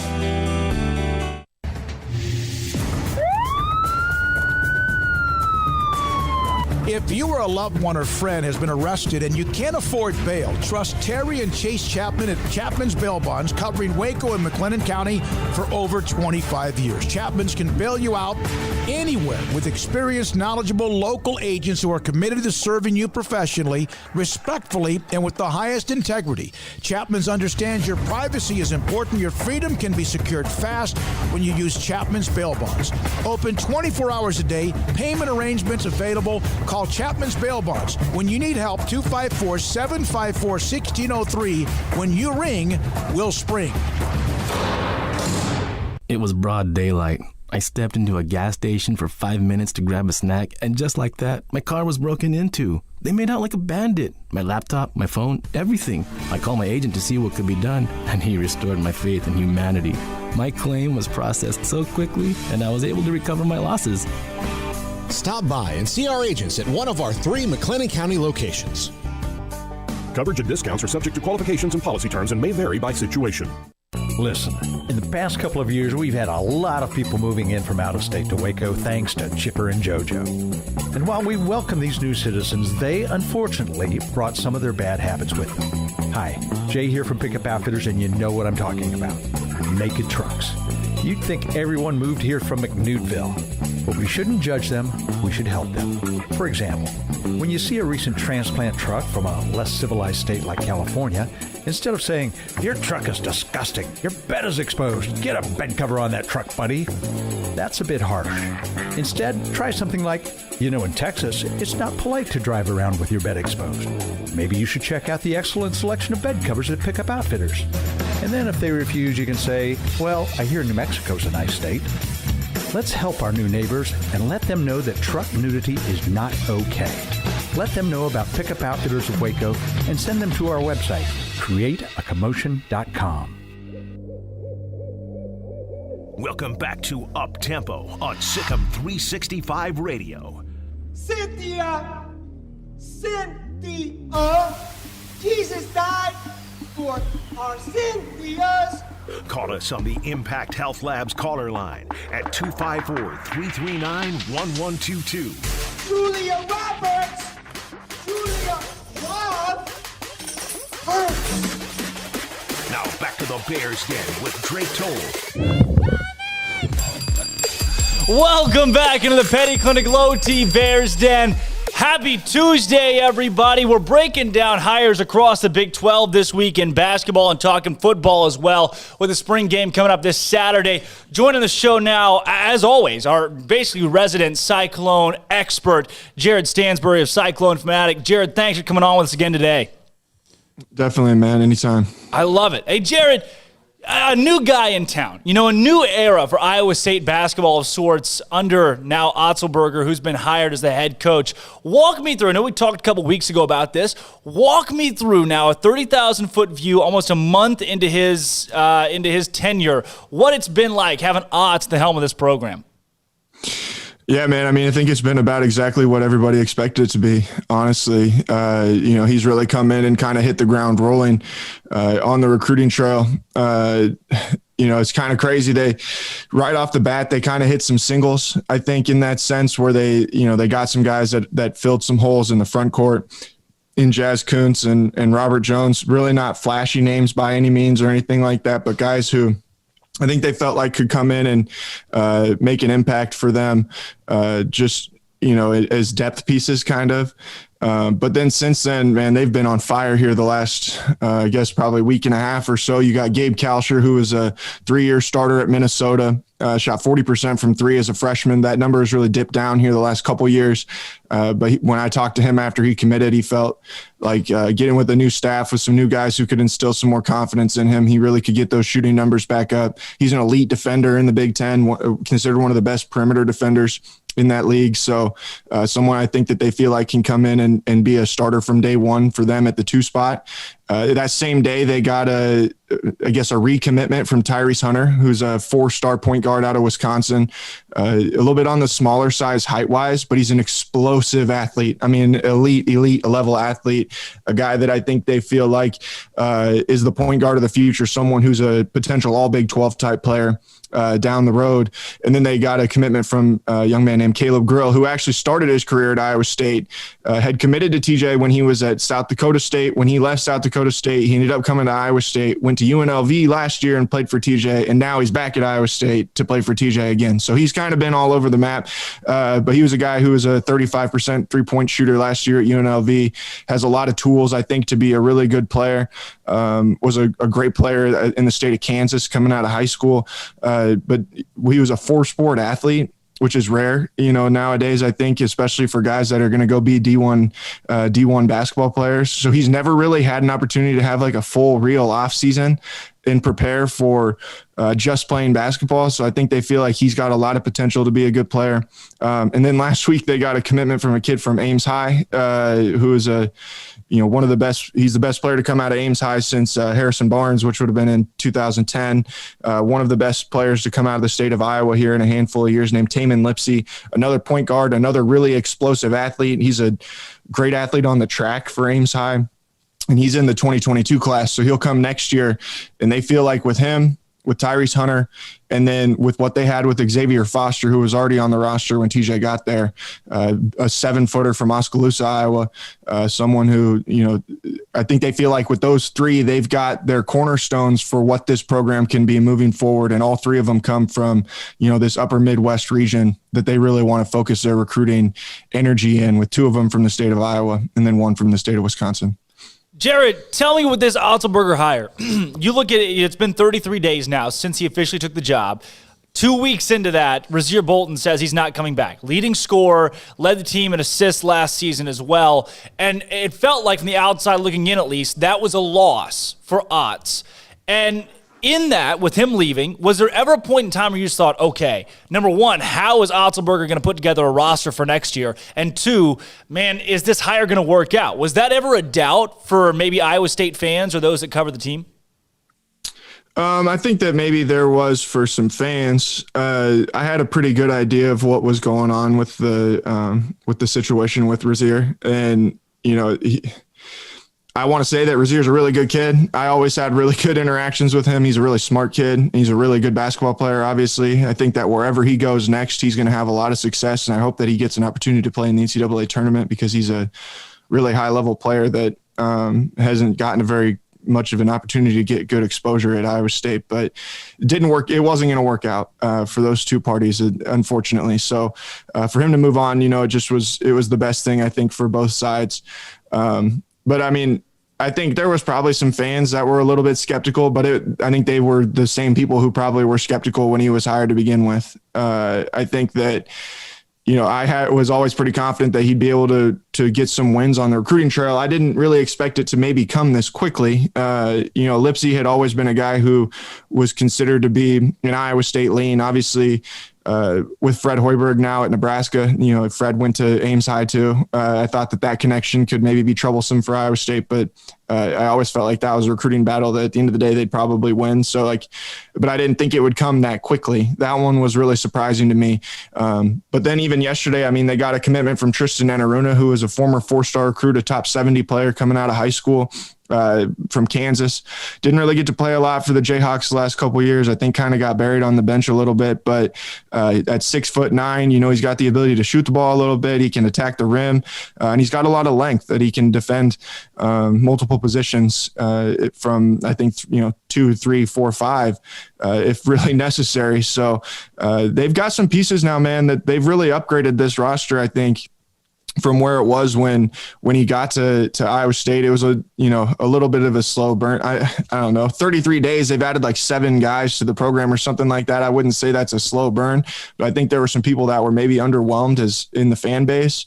But I think that they've, got themselves in position now to maybe hit some home runs. You can be a little bit more selective with those scholarships you have left open, and set yourself up to, be improved next year. And obviously when you go 2-22 and 0-18 in the Big 12, to be improved is not a very high bar to clear, but I think they've got a good chance to be a lot more competitive than they were this past season. Jared, for Iowa State, with this hire from a Cyclone perspective, why Otts and why Otts now for this program? Well, I think that, it's pretty simple just because of his long time standing with the university. He was an assistant for Iowa State for 8 years with 3 different head coaches. He's the guy who's credited as being I wouldn't say architect of, kind of the golden era of Iowa State basketball. But if you go down a list of the best players that have come through Iowa State, especially the ones that came out of high school, almost all of them were recruited by TJ Otzelberger, whether it's George Niang, Naz Mitru-Long, Matt Thomas, Melvin Ejim, and so on down the line. Like those are all TJ guys. And there was a lot of thought that he left Fred Hoiberg's staff in 2013-14, I believe, but then he was going to come back and be the associate head coach after the 2015 season. Well, obviously Fred took the opportunity to go coach the Chicago Bulls. And there was a lot of thought that TJ was going to be the coach at that time. That was going to be the year where George Niang was a senior. You had Monte Morris as a junior. Naz was going to be a senior, and Matt Thomas was going to be a junior as well. So it was like they all, I think, wanted him to come in and be the guy. There was some political things inside Iowa State's administration at that time that we don't really have time to get into, but it ended up where TJ didn't get the job. The president at the time felt like they needed to get a guy who was a proven head coach, and that's how Steve Prohm ended up with the job. But, I was in the camp at that time that TJ was the right guy for the job. If those players wanted TJ, then I felt like, I trusted them. When you've got guys that are some of the best to ever come through the school and they trust a guy, then I feel like it would be off base for anybody outside of the program to trust that person. So that's why I think, why now? I think that this is really just it's following through on something that probably should have happened 6 years ago, and I think that the results they've gotten on the recruiting trail are pretty close to what people would have expected them to be back at that time. And they weren't really able to, take advantage of the success that they'd had to the level that they needed to in order to keep that rolling. Wow. Jared, you talk about why Otts now for Iowa State. On the other side of that, for Otzelberger, why Iowa State for him? What makes this fit right from his standpoint, and why now for him? Excuse me. I'm sorry. I think the first piece is just he's a Wisconsin native. He is a guy who's familiar with the area. Oh man, sorry. Choked a little bit, but he's familiar with the area. Obviously he's been around Iowa State for a long time and has gotten really familiar with Ames. He's also, his wife is one of the greatest players in Iowa State women's basketball history, formerly Allison Lacey, now Allison Otzelberger, but she is from Australia. Ames is basically like her second home. He lived in Ames for the majority of his adult life. So I think it was a situation where they looked at it and thought, we can go back home. We can get back to a place that we love and somewhere that we know. We're going to be really comfortable and where they fit. So I think that's probably, the biggest motivation. I think that that's something that Iowa State fans really appreciate, is that it's somebody who came in that understands Iowa State, that knows the culture here, and loves Iowa State as much as a lot of other people do. So I think it's a perfect fit, man. I mean, in college basketball, so much people want to win the press conference or make the splashy hire that's going to get the A+ on the off-season grades or whatever. But sometimes we discount how important fit is. I think that you guys have learned that. Like, Scott Drew's a perfect fit at Baylor. Like, who knows if Scott Drew has the success that he has had if he's at Indiana or, wherever else. But because he's at Baylor and he's at a place that embraces the way that he approaches his program, it's just a perfect fit. And that's kind of, I think, why, Otts wanted to come back here. He feels like it's a perfect fit for him and his family. And I think that that's going to show out on the basketball floor in the coming years. Jared, this is kind of a two-part question right here with what Otzelberger has coming in. I mean, you're coming into a program for a guy that has, they 0-18 last season, 2-22 overall. So the rebuild is obviously going to be pretty monumental. How long does Otzelberger have to turn that ship around? And on the other side of that, what does he need to do in year number 1 to show the ship can be turned around under him? I mean, how long he has to turn it around, I think, several years. I mean, I think that, realistically, if it turned into something like that, but I'll say, man, I think that after some of these wins that they've been able to get on the recruiting trail, I don't know that it's going to take, I guess realistically, I'd say like 5 years. Like, if they hadn't made, considerable progress in 5 years, like, I would think that then you've probably got to start looking elsewhere. But I think that with what they've been able to do with this 2022 class already, they're going to get some more news here today. I can't talk about that too much, but I can say that. And, they're going to be in a good spot to have that team be considerably more talented next year. In year 1, what do you have to do? I think that if you can be in a position where you're clearly competitive from night to night, which they have not been, obviously were not this last year and really weren't for the majority of the previous season. And you can get some excitement going again for what you're going to have coming back the next year when, Tyrese Hunter will be a sophomore, Xavier Foster will be a sophomore, Gabe Kausher will be coming back for another year, Tristan Anaruna will be coming back for another year. Like, all those guys will just be another year older. They'll be in the program. And people can start to see what the core of the team is going to be. And then you add Tamin Lipsey and some other pieces. I mean, I think that that's going to be a group right there that is going to be able to compete for,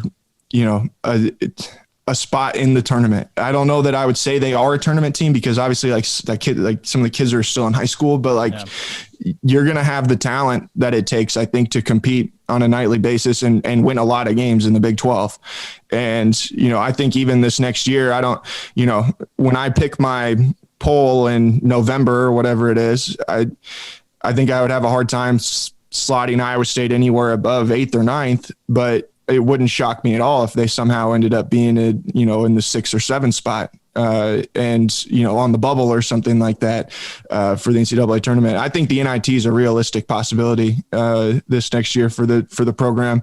And if that's the case, I mean, then that will be obviously a massive swing from one year to the next, but it's basically going to be a completely new roster too. So it's just, college basketball can turn on a dime when you've got, only 13 spots to fill.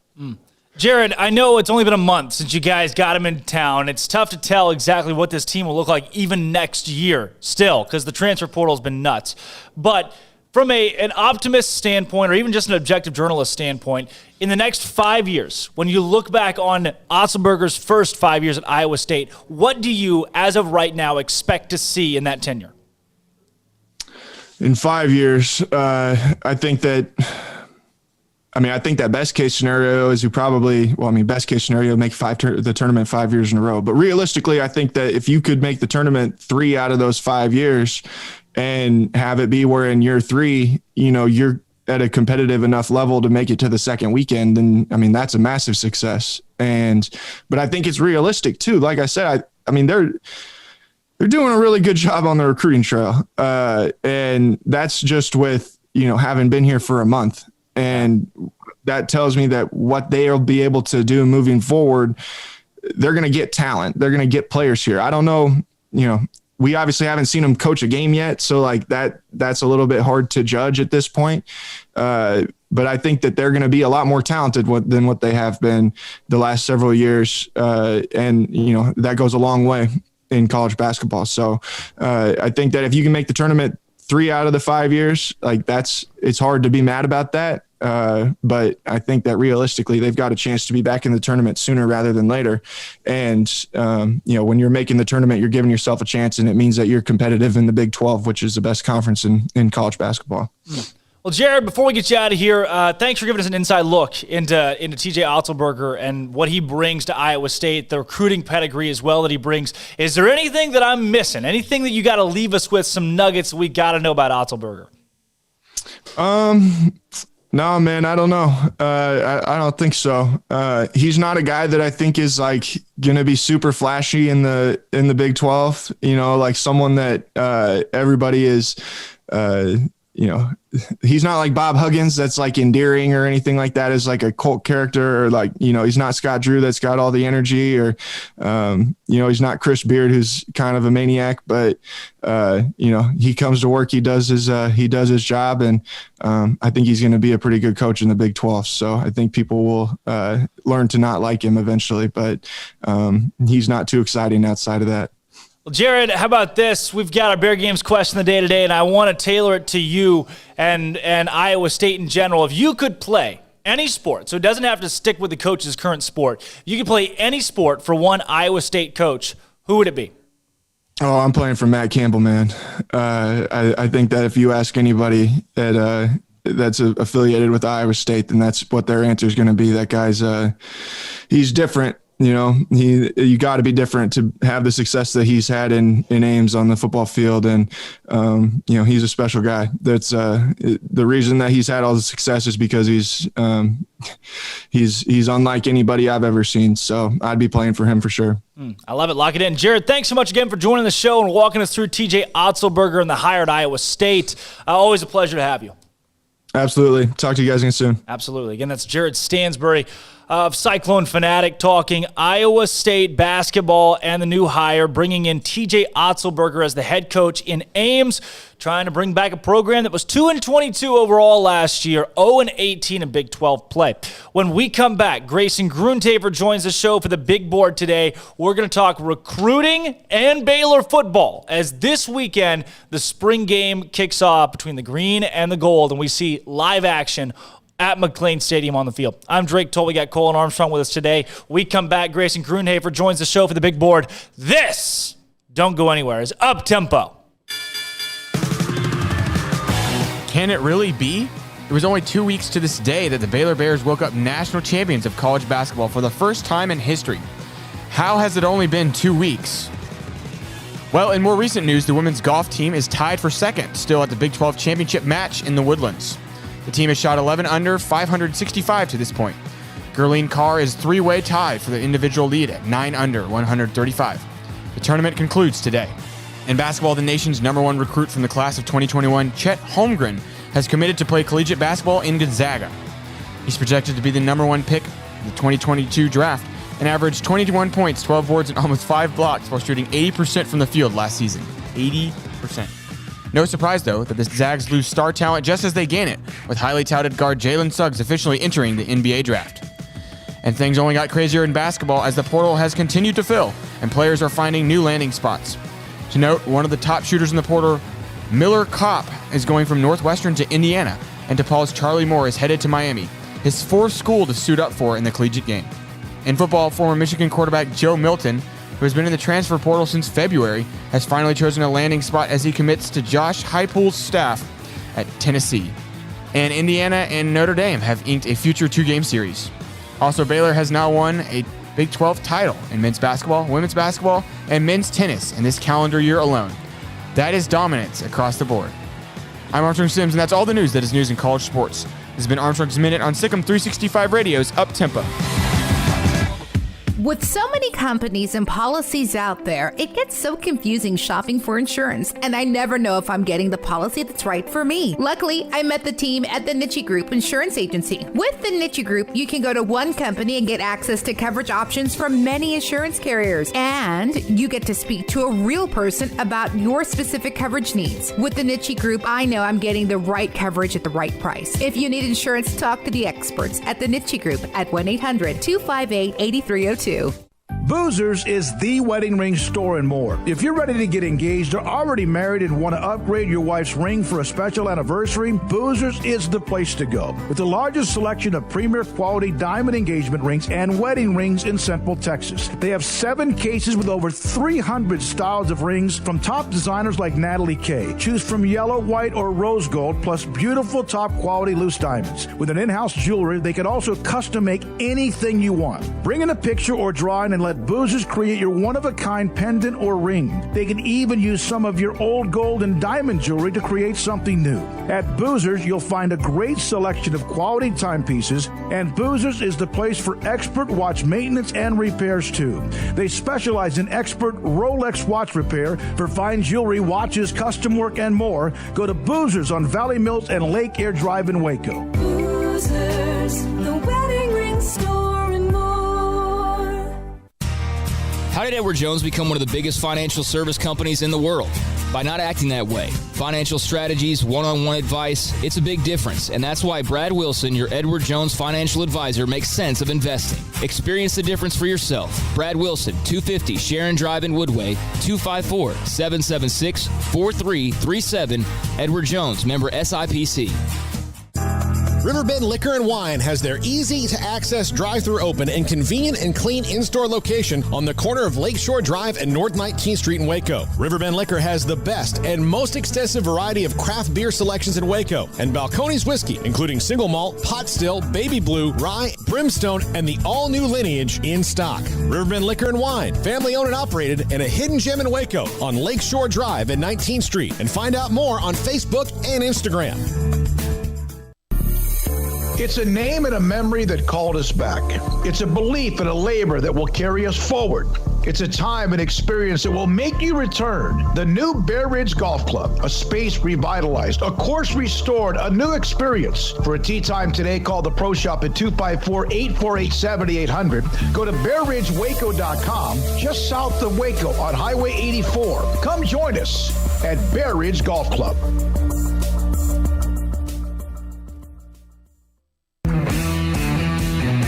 At Marco's Pizza, get craveable pizza made the Italian way with dough made from scratch, an original sauce recipe, 3 fresh signature cheeses, and premium toppings you love, served hot and safe. Right now, you can get unlimited medium one-topping pizzas for just $6.99 each.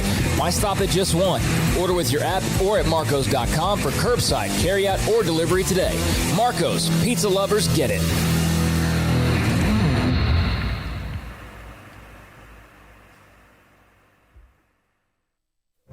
Stepping into the boots of a U.S. Army officer can add confidence and leadership skills to your son or daughter's career path. See all the things they can achieve in our boots at GoArmy.com. U.S. Army Waco Recruiting Company, 254-598-8131 or 254-776-1543. Welcome back to Up Tempo on SicEm365 Radio. No capes. Do you remember Thunderhead? Tall, storm powers. Nice man. Good with kids. Listen. Call us on the Impact Health Labs caller line at 254-339-1122. Dyna guy, snag on takeoff. Splashdown, sucked into a vortex. No capes. Here's Drake Toll and Armstrong Sims. And Grayson Gruntafer. Welcome back into the Petty Clinic Low T Bears Den. I'm Drake Toll, Armstrong, Sims, Cole, and Grayson in studio today for the big board. I don't know what it is about that, but it makes Armstrong crack every time. Just the bell ding on the beat. Oh my goodness. Grayson, it's the biggest week of the big board so far. I know we had a couple that were pretty big recruiting weeks there at the very beginning, but now you've got Baylor's spring game coming this Saturday. We're going to get I mentioned yesterday, I said rubber meets the road with this one because you're in front of the fans. Everybody gets the opportunity now to watch you. The open practices have not been on ESPN+.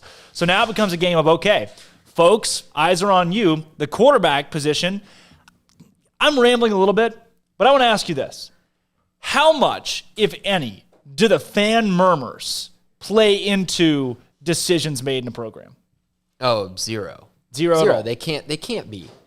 I mean, everyone But they can't, but do they? No, I don't think so. I think if that was the case, Charlie Brewer would not have been the quarterback for the whole season last year. I mean, because those murmurs were happening since like game one. Right. So I think that you can look at it that way and say, Dave Aranda's not going to care. Jeff Grimes is not going to care. They're going to play the guys they think they need to play to win games. Because at the end of the day, that's their job. The fans don't, hire them. The fans don't pay them. Right. They got to win games, and that's it. With that, kind of where I was going with that, say that you get Jacob Zeno, say he walks out with the ones on Saturday and is playing in the spring game and throws 2-3 picks in the first half and just looks dismal, whether it be Zeno or Shapen or anybody. Does the spring game alone, set a precedent going into next season? I mean, is this kind of a do or die for some of these guys? I wouldn't say so. I think that obviously that wouldn't be ideal because Jacob Zeno has been the best quarterback so far this spring. I expect him to run out with the ones on Saturday. And so, yeah, I guess it'd be a little disheartening if he went out and threw 3 picks and just had a terrible game and then, Kyron Drones or someone who, has only been running 7-on-7s comes out and has a big performance, or Brandon Bass, or just, something like that. But I think that you can't overreact too much from it. I think especially on the offensive side because, we know how good the defense is for Baylor. And so at times it's going to be very challenging for the offense to have success. And that's just what it is. And if Zeno does roll out with the ones, that means he's probably going up against the ones on the defensive side as well, which can make things tougher, whereas maybe the other quarterbacks get better matchups. So I wouldn't take too much away from it from that regard, but I think fans will. Fans will, certain. So going into that this weekend, is there a certain position where a job can be lost based on the spring game? Ooh, man, I think the closest competition really, there's a couple, but I really think the wide receiver position has a lot of guys who are fighting for playing time. Yeah. For major playing time. RJ Sneed, Tyquan Thornton, I think everyone feels pretty good about. But with Drew Estrada, he's been off and on out with lingering injuries. And so with him out, you look at Jackson Gleason, you look at Jalen Ellis, you look at those guys, Josh Fleeks, who's kind of been playing a little bit of both. Running back and wide receiver. Those are the kind of guys that I think are really trying to make an impact in this game and try to really show that they should be the third wide receiver or the fourth wide receiver, et cetera. So that's a big position. I think we found out that the running back position, particularly the second running back behind Tristan Ebner, is a position that it could be lost if you just go out and lay an egg this weekend. So I think that's another big one where all eyes are going to be on that position because those guys have got to play better. And I think with them putting Abram Smith at running back, I think that was to light a fire under these guys. I'm not going to say there's no way Abram doesn't play running back, but I am saying Abram's a really good linebacker, and it would be a shame if they have to play him at another position because they're going to need him to provide depth at the linebacker position. I know comparisons to Miles Jack have been thrown out there just because of one practice. It's just pretty crazy. But I think they really want Quaylen and Tay McWilliams and Jonah White to really step into that workhorse role because we know Ebner's going to be used as a weapon, not just a workhorse running back. They need someone that can run between the tackles effectively. If you're a coach, do you just despise the spring game? Ooh. I think what we've seen from Dave Aranda is that he actually probably loves it. With these open practices, how many of those have we gotten over the last 4 years? Yeah. It just hasn't happened. So I think Dave Aranda is a pretty open and transparent guy, and I think It's big for him, and I think this is why he probably likes it. It's because fans get to be there. He gets to see the fans, be around the fans more, and allow his players to be around the fans. They haven't been able to do that for a while. So I actually think this is actually super beneficial and something that the team, the coaches, the players, everyone is really excited for, to show the product that they've been working on all spring. But again, don't take too much away from this. It's a spring game still. Does that say anything about Dave Aranda and this staff, the fact that they've had these open practices to the fans, or the fact that they're not afraid or shying away from the spring game? I think it is. But I think it's just one of those things where they feel confident in the product that they have. I also think you want to engage the fan base. That's big, I think, for Dave Aranda. He wasn't able to really do that last year. And so for this whole staff, I think that's huge, to have the fans in attendance, have them see what you've been working on, how much you've gotten better. I just think it's tremendously important. I think it just says a lot about them and their confidence in what they've been able to do with this team and the program. All right.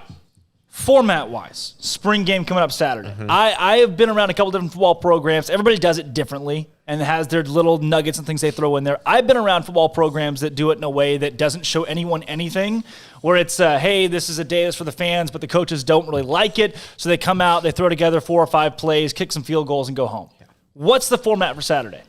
So I don't know specifically. I don't have any insight into exactly what they're going to do. Most spring games, it's your one, the first team offense versus first team defense. Right. And then it just kind of goes down from there as your team. So it'd be first team offense is with the second team defense. First team defense is with the first team offense or second team offense. So I think that's probably going to be what they do. Now, as far as how much are they going to show, it's probably just going to be install from the spring and probably not all of it. I mean, you're not going to show everything. It's spring game. You don't want to give that film to opposing coaches, but I think they'll get creative, have a little fun with it, probably run a couple trick plays, maybe run some plays that I think will kind of be staples for their offense. Gotcha. Run the wide zone.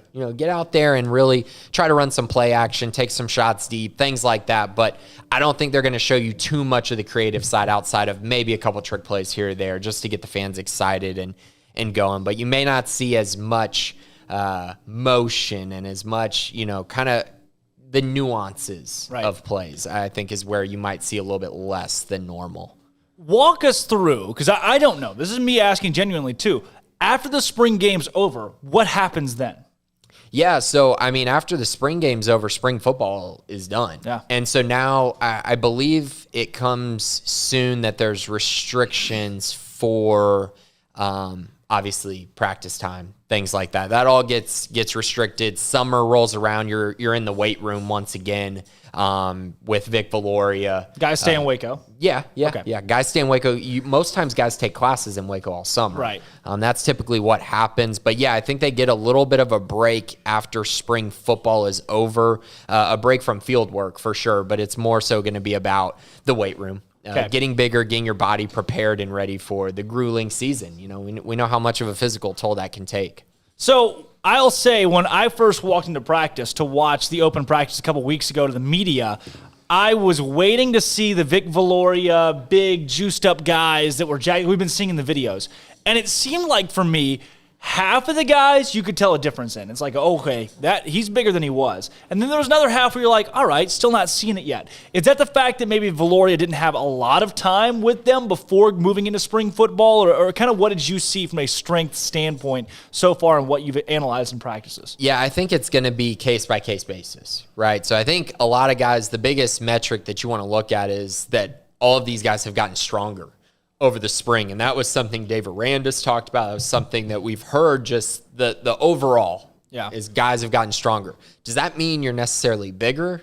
Not always. Right. Not always. You might just have stronger lifts or things like that. But I will say, I think if you look at the offensive line and the defensive line, I think you're seeing guys that have definitely put on better weight than what they had previously. I think you're seeing guys get stronger. I think you look at wide receivers, Tyquan Thornton looks way different than he did a year ago. He just looks so much stronger, and that's important. So there's a lot of guys that I think you see the difference in. You probably won't see a whole lot of differences in You might not even see a whole lot of differences in Taekwon, even though he's put on 10 pounds. Like, just because he's still not huge, he's not overwhelming. You might see that out of position players a lot, where you're like, oh, he hasn't put on a lot. Well, he's put on 5 pounds, but may not look like a lot, especially with pads on. It's a little bit harder to tell. But hey, if the big guys are getting bigger, that's really the main thing and the biggest thing that I think this staff was concerned about. With that, you mentioned the offensive and defensive lines and those guys putting on poundage. How do they look right now from what you've seen, especially in comparison to years past, where they should be at this point in time? Yeah, so I think the hardest part to tell about the offensive line is that they keep rotating guys in. They have 0 set rotation, if that makes sense. They have 1s and 2s, but they have changed consistently over practices. You're seeing guys just get thrown in, here and there. Casey Phillips running center, which I've never seen before. It's just they're trying different things. And so I think it's kind of unfair to necessarily say exactly where they're at. I will say I do think some of the guys are more talented. Yeah. I think a guy like Grant Miller has been playing guard. I think he will be the starter at center. I think that Connor Galvin was dealing with a nagging injury on Saturday.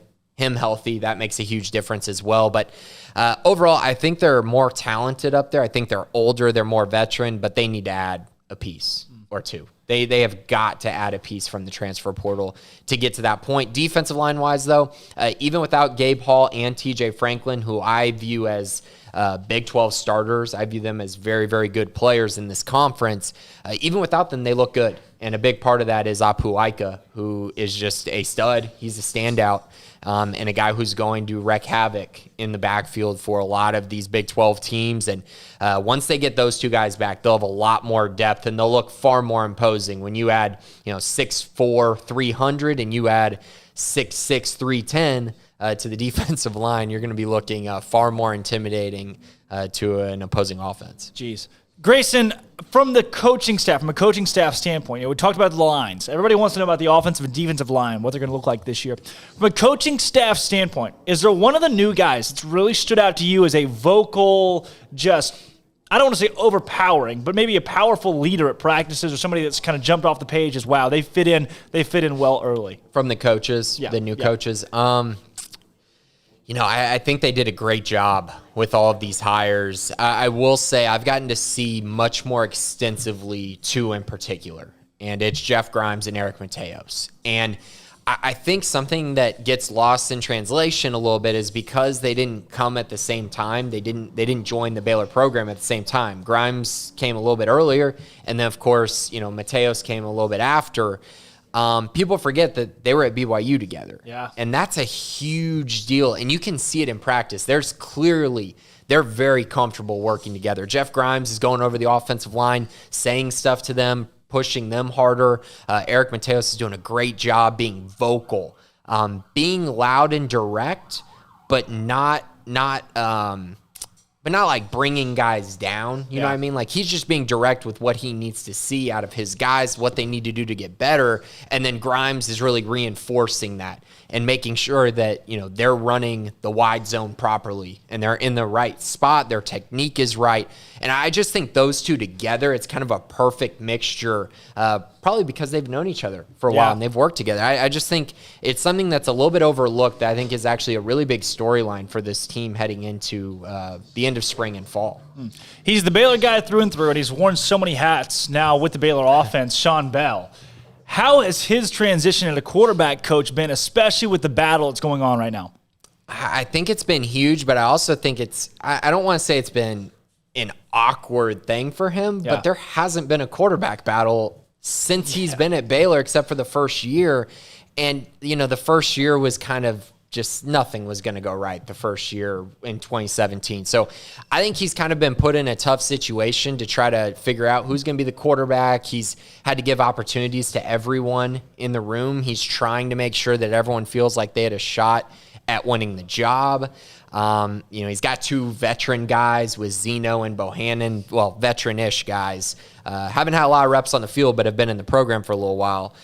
So just trying to use those guys' leadership to really propel this group. I think he's done an amazing job at making these guys, not making them like each other, but really kind of making this competition about what's best for the team, not what's best for the quarterback position. Does that make sense? So he's not really pitting them against each other. He's saying, the guy that starts is going to be the best guy for this team next year. And I think that's really important as well. From what I can tell, the quarterbacks love him. He really has bought into this position that he's coaching because that's the position he played. And really it's the most natural fit for him. But I do think those years in the past, learning the offensive line, learning, these other positions and really being able to incorporate that into his football knowledge has been key. And I'm sure it helps out these quarterbacks because if his knowledge is higher, their knowledge is going to be higher. So I'm really, I'm impressed. I think he's done a great job. When it comes to the quarterbacks and what you've seen from those guys so far, one of the things I think a lot of folks are wondering is how long is the leash? When they name the guy, when they say, hey, Jacob Zeno's our guy, or Gary Bohannon, Kyron Drones, Blake Shapen, when they name the guy, how long is the leash for that guy? Well, I mean, if you look at their schedule, they play Texas State, Texas Southern, Kansas. If they lose any of those games and they give up, and it's not because they gave up 50 points, I mean, you might see a change. I mean, that would be baffling to lose to any of those three teams.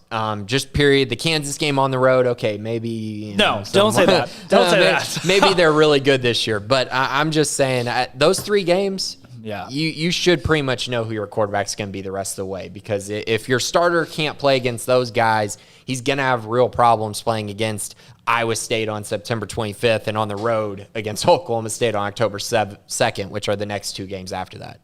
So you got quarterbacks. We've talked offensive line, defensive line, depth at the running back position, depth at the wide receiver position, defensive backs. Yeah. Now I feel like all of our conversations boil down to, well, there's question marks here, question marks there, and we always come right back to defensive backs where we end, because that seems to be the most promising and optimistic place that we all are. Walk us through. I mean, is this hype? Is it going to be met? I think it will from the starters.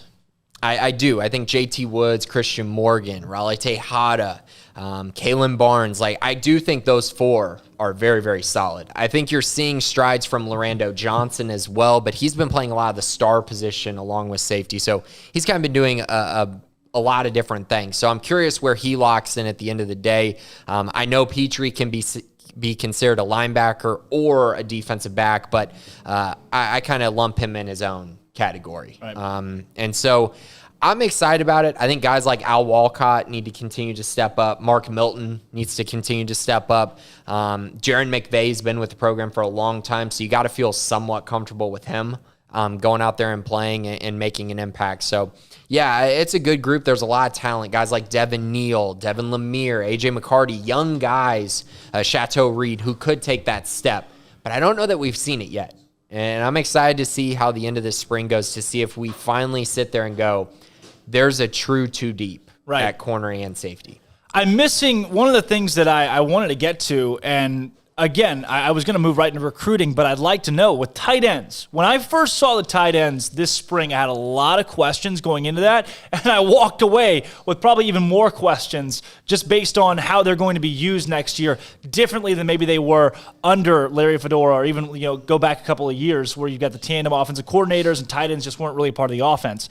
How have those players adjusted to the new way in which they'll be used? A lot. I guess is the better word for that. But they've gotten a lot of experience and reps in this spring. And, it's always beneficial when your position coach is also the offense coordinator. And Jeff Grimes, his ability to coach the offense because he knows the offense better than anyone else, and he's coaching the tight ends. And you're seeing formations where there's two tight ends on the field. You're seeing these guys being utilized in a variety of ways. I think Ben Sims has an opportunity to have a really, really good year for this Baylor team. I just love his game. I always have. He's got that wide receiver ability to him. But if he can continue to get more physical at the point of attack and continue to block the way that he has, he could have a huge year because his biggest knock early in his career, and the reason why Christoph Henley was playing over him, was because he simply could not block to the level that Henley could. That has changed. Sims has caught up to him while also being a great pass catcher. Henley will have a role because he can block. And so then you look at two guys, Tyler Henderson, who's been with the program for a while. Can he take those steps as a blocker as well? That's going to be very important. And then you have the redshirt freshman, Drake Dabney, who I think everyone is very high on. Just his frame, his ability to high point the football, what he did at the end of last year as a true freshman. So I think it's a good group. I think Sims and Dabney are kind of the two that I feel like are the guys above the rest. And if they could play those two guys a ton of snaps this year, I think it could be very beneficial to this offense. And we could see a little bit of a turning of the tide at the tight end position. We saw it a little bit with Sims last year, but as a group as a whole, it's going to take a lot more than 148 yards and 2 touchdowns, which is what Sims had last year. Yeah. Grayson, I've seen some more getting into recruiting. I've seen some more tweets out there and more, oh, hey, this guy got an offer, that guy got an offer, maybe this week that I have in the past couple. Does it seem like that's starting to pick up a little bit as the spring starts to wane? A little bit. I mean, the offers really from the Baylor side of things there haven't been a ton. It's like 2 a week or 3 a week recently. They usually come out on Fridays. Most of those offers go out on Friday. So we'll know more at the end of the week to see who they end up offering or, who they decide to pull the trigger on. But I think the biggest thing this week is, the green and gold game. Yeah. You're going to have visitors there. You're going to have guys that show up. You're going to have probably committed, uncommitted, offered, and probably not offered guys still show up at the game. It just is what happens, especially since it's open to the public. Won't be able to be around the staff, obviously, because it's still a dead period. But I do think this is going to be a very impactful weekend just on Baylor's side of things to get guys into Waco and be able to see the product on the field. With the, we had the preferred walk-on a show yesterday. Yeah. There have been a couple more of those guys that have come up here and there, but started with Jonah Burton, a guy like that. I mean, even Brian Etheridge, our own Brian Etheridge said he's one of those that kind of got lost in the shuffle of COVID recruiting. Could have been an Ivy League guy, could have been a mid-major guy, group of 5, I should say. What do you make of his commitment to come to Baylor? Yeah, it's good. I think anytime you get a guy who's probably a fringe G5 Ivy League guy, kind of right on that borderline, it's a good pickup because he could have played at a college and at a high level. So you want to add all the guys you can in that regard. I know that he mentioned on y'all's show, or this show, I guess, Up-Tempo. Well, yeah. He mentioned how they're going to kind of figure out what position he's going to play once he gets on campus, which makes total sense. As a walk-on, you're not really guaranteed a position outside of maybe a guy like C.J. Rogers, who, obviously he's not going to play a different position other than quarterback. But for Jonah, I think it's going to be important for him that he can play defensive back. I really do. I think that's where he's probably going to fit in the best on this roster. And so I'm curious to see how he does. I know this past year he was more used as a wide receiver. So to see him maybe get put in that role with Kevin Curtis and to hear that Dave Aranda's been keeping an eye on him since like 8th grade, that's a big deal too, because that just shows he saw some talent there and felt like he could be a player at the next level. It's cool. It's really cool. They've really done a great job with the preferred walk-on, group. That's a big job of Coach Wetzel there at Baylor with the walk-ons. And, I mean, they've just done an awesome job with that. They've added more than I've ever seen in the past. Really? I've seen a couple of these articles on the premium site and things where you've broken down guys that'll be visiting in Waco this weekend. What can folks look forward to on the SicEm365 and maybe post-game interviews with some recruits or guys they can look forward to hearing from this weekend based on their experiences? Yeah, they'll be in here this weekend, a lot of them. I already got, I think, 6 or 7 set up to come over and visit. I talk to most of these guys fairly regularly, just to kind of keep tabs and check in. Quite a few commits. I've counted 4 commits are coming in this week, and I think there will be a 5th. So that's a good sign. So a lot of the commits are coming to Waco. They already have their official visits set up, and so that's really beneficial. There's also some uncommitted guys who are going to come in and kind of get a glimpse of this program for the first time for some, and then also before their official visits. It's huge. It's huge. It's absolutely huge because these guys are going to go visit other places, going to go see other spring games. So it's important that Baylor puts a good product on the field. With that, so the recruiting restrictions, in-person restrictions that have been on for so long, up on June 1st. Yeah. I think that happened within the last week. I don't know if we've had a big board since then. No, it's been a 2 while. weeks ago? Yeah. With that, how does that change now that we've got a bit more perspective on that? How will that change recruiting for Baylor in the next month? Well, in the next month, it's not a ton. I mean, because they still can't do anything. But once June 1st hits, the floodgates open up. And I mean, it's crazy, man. A month and a half ago, 2 months ago, A&M was already scheduling their official visits for like June 4th, right when it came up. And it's just a mad race to try to get your dates set. Obviously, Baylor has the 18th through the 20th, and then also the 25th through the 27th as their official visit dates currently. And they got probably, I think they're up to almost 30 guys that are going to be on campus between those two visits at this moment. So that's going to be huge. I also think they're going to set up a junior day at some point. I don't know if it's going to be in June or the beginning of July, but I do think they'll have a junior day at some point to try to get a head start with 2023s. As we all know, recruiting never stops. That is so important. They have got to get out to early leads on these guys. And I know a big part of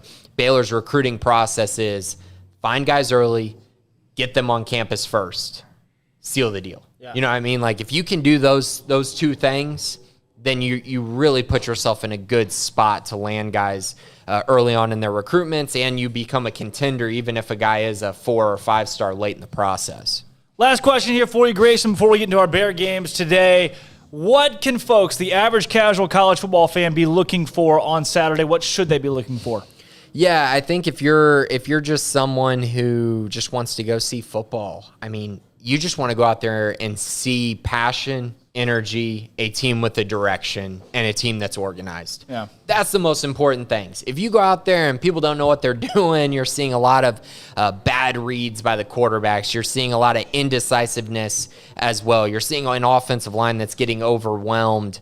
That's not going to be great. That's not going to be great. But if you're seeing a turnover and the defense going crazy, you're seeing guys that are united and together. You're seeing quarterbacks throw touchdowns and the offense going crazy. You're seeing, guys just, going up and making big plays. I think that's really, really a big part of it as well. You just want to have some fun with this. Again, I would not read too much into it unless it's just horrible. Yeah. Then you have an issue. And that happened in 2017. We know how that season went. But in 2018, 2019, the spring game was a lot better. Hopefully this year will be fun to watch. I know a lot of eyes will be on ESPN Plus and in McLean Stadium. Free entry, noon. Yep. Folks can come out, watch the game, watch Baylor put their product on the field for the first time this spring in a game-like setting. All right, Grayson, Bear Games question of the day. If you could play for one Baylor coach, any sport, you wouldn't have to play their sport respectively either. You could just play for that coach. Who would it be? Ooh, man, that's a good one. I don't know Michael Woodson like I knew Brian Bolin. Yeah, it would have been Brian Bolin, but he's not coaching anymore. Right. So I'm going to go with Scott Drew. Scott Drew would be great to play for. Just a great guy, so much energy. I think he'd be a lot of fun to learn from and grow my game from. Yeah. Michael Woodson be up there on the list for me. I'm sure. Scott Drew's low-hanging fruit, but I'll give it to you.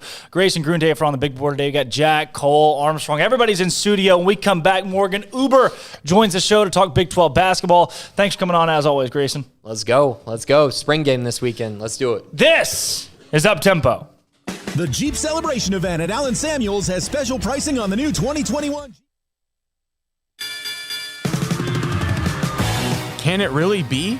It was only 2 weeks to this day that the Baylor Bears woke up national champions of college basketball for the first time in history. How has it only been 2 weeks? Well, in more recent news, the women's golf team is tied for second, still at the Big 12 championship match in the Woodlands. The team has shot 11 under, 565 to this point. Gurleen Carr is three-way tied for the individual lead at 9 under, 135. The tournament concludes today. In basketball, the nation's #1 recruit from the class of 2021, Chet Holmgren, has committed to play collegiate basketball in Gonzaga.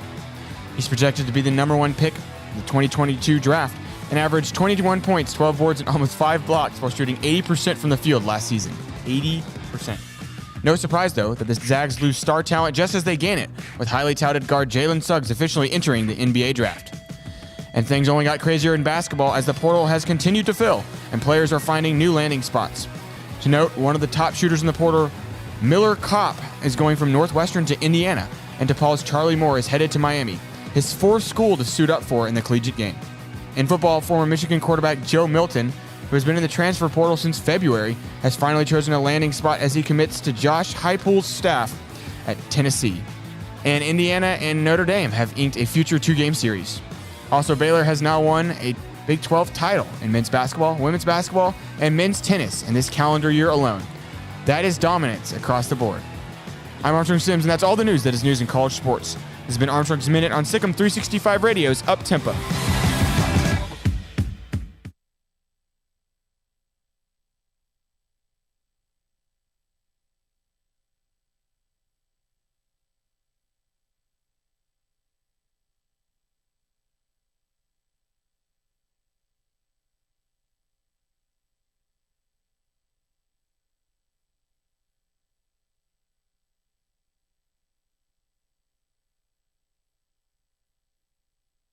The Jeep Celebration event at Allen Samuels has special pricing on the new 2021 Jeep Renegade Latitude with total values up to $5,250 or 0% for 84 months. Or a special deal on a new 2021 Chrysler Pacifica Hybrid Limited with total values of $7,000 or 0% for 72 months. It's the Jeep Celebration event at Allen Samuels, the best place to find your new vehicle. Located at 201 West Loop 340 in Waco. Come by. Let's be friends. See dealer for details. All offers have credit requirements. Waco Regional Tennis and Fitness was built to help give you a chance to enjoy elite tennis facilities and also remain fit or reshape your body. Now Waco Regional Tennis and Fitness has gone through its own physical changes. There are 7 large flat screens stretched across the main and improved weight room with Wi-Fi available and their own app to enjoy news, business, weather, or sports channels. The beautiful sound of active treadmills and elliptical machines, group exercise classes throughout each day, a new ballet bar for bar classes, a new look lounge and bar with beer and wine with more large flat screens available. Touchless water fountains outside each spacious men's and women's locker rooms, showers, sauna, and whirlpool. Upgraded PA system throughout the world-class tennis courts and lessons for adults and juniors. I promise you'll look and feel better. You just need to walk through the front door. Also, Waco Regional Tennis and Fitness with personal trainers Christy London and Randall Corley. 40-plus group exercise classes, including twice-a-week boot camp. So start today, not tomorrow, at Waco Regional Tennis and Fitness on Lakeshore Drive in Waco. In the market for a quality metal building? Since 1943, Pioneer Steel and Pipe has helped Central Texas residential and commercial customers with metal building design, panel options, building components, and trim options. Pioneer Steel and Pipe's residential line is energy efficient, offers low maintenance, reduces insurance payments, is impact resistant, and carries up to a 45-year limited warranty. In addition, they can also help you find a metal building contractor for your project. Pioneer Steel and Pipe with locations in Waco and Bryan and at pioneersboys.com. At Ideal MRI, we feel blessed to be part of the Waco community. We're a small family business here in Central Texas. At times like this, the cost of healthcare has never been more important. And unfortunately, significant illnesses and injuries still occur. And that's why Ideal MRI is open and here to serve you through this difficult time. So if you need an MRI, ask your doctor about Ideal MRI. You can schedule online in minutes at idealmri.com or call 833-IDEAL-MRI.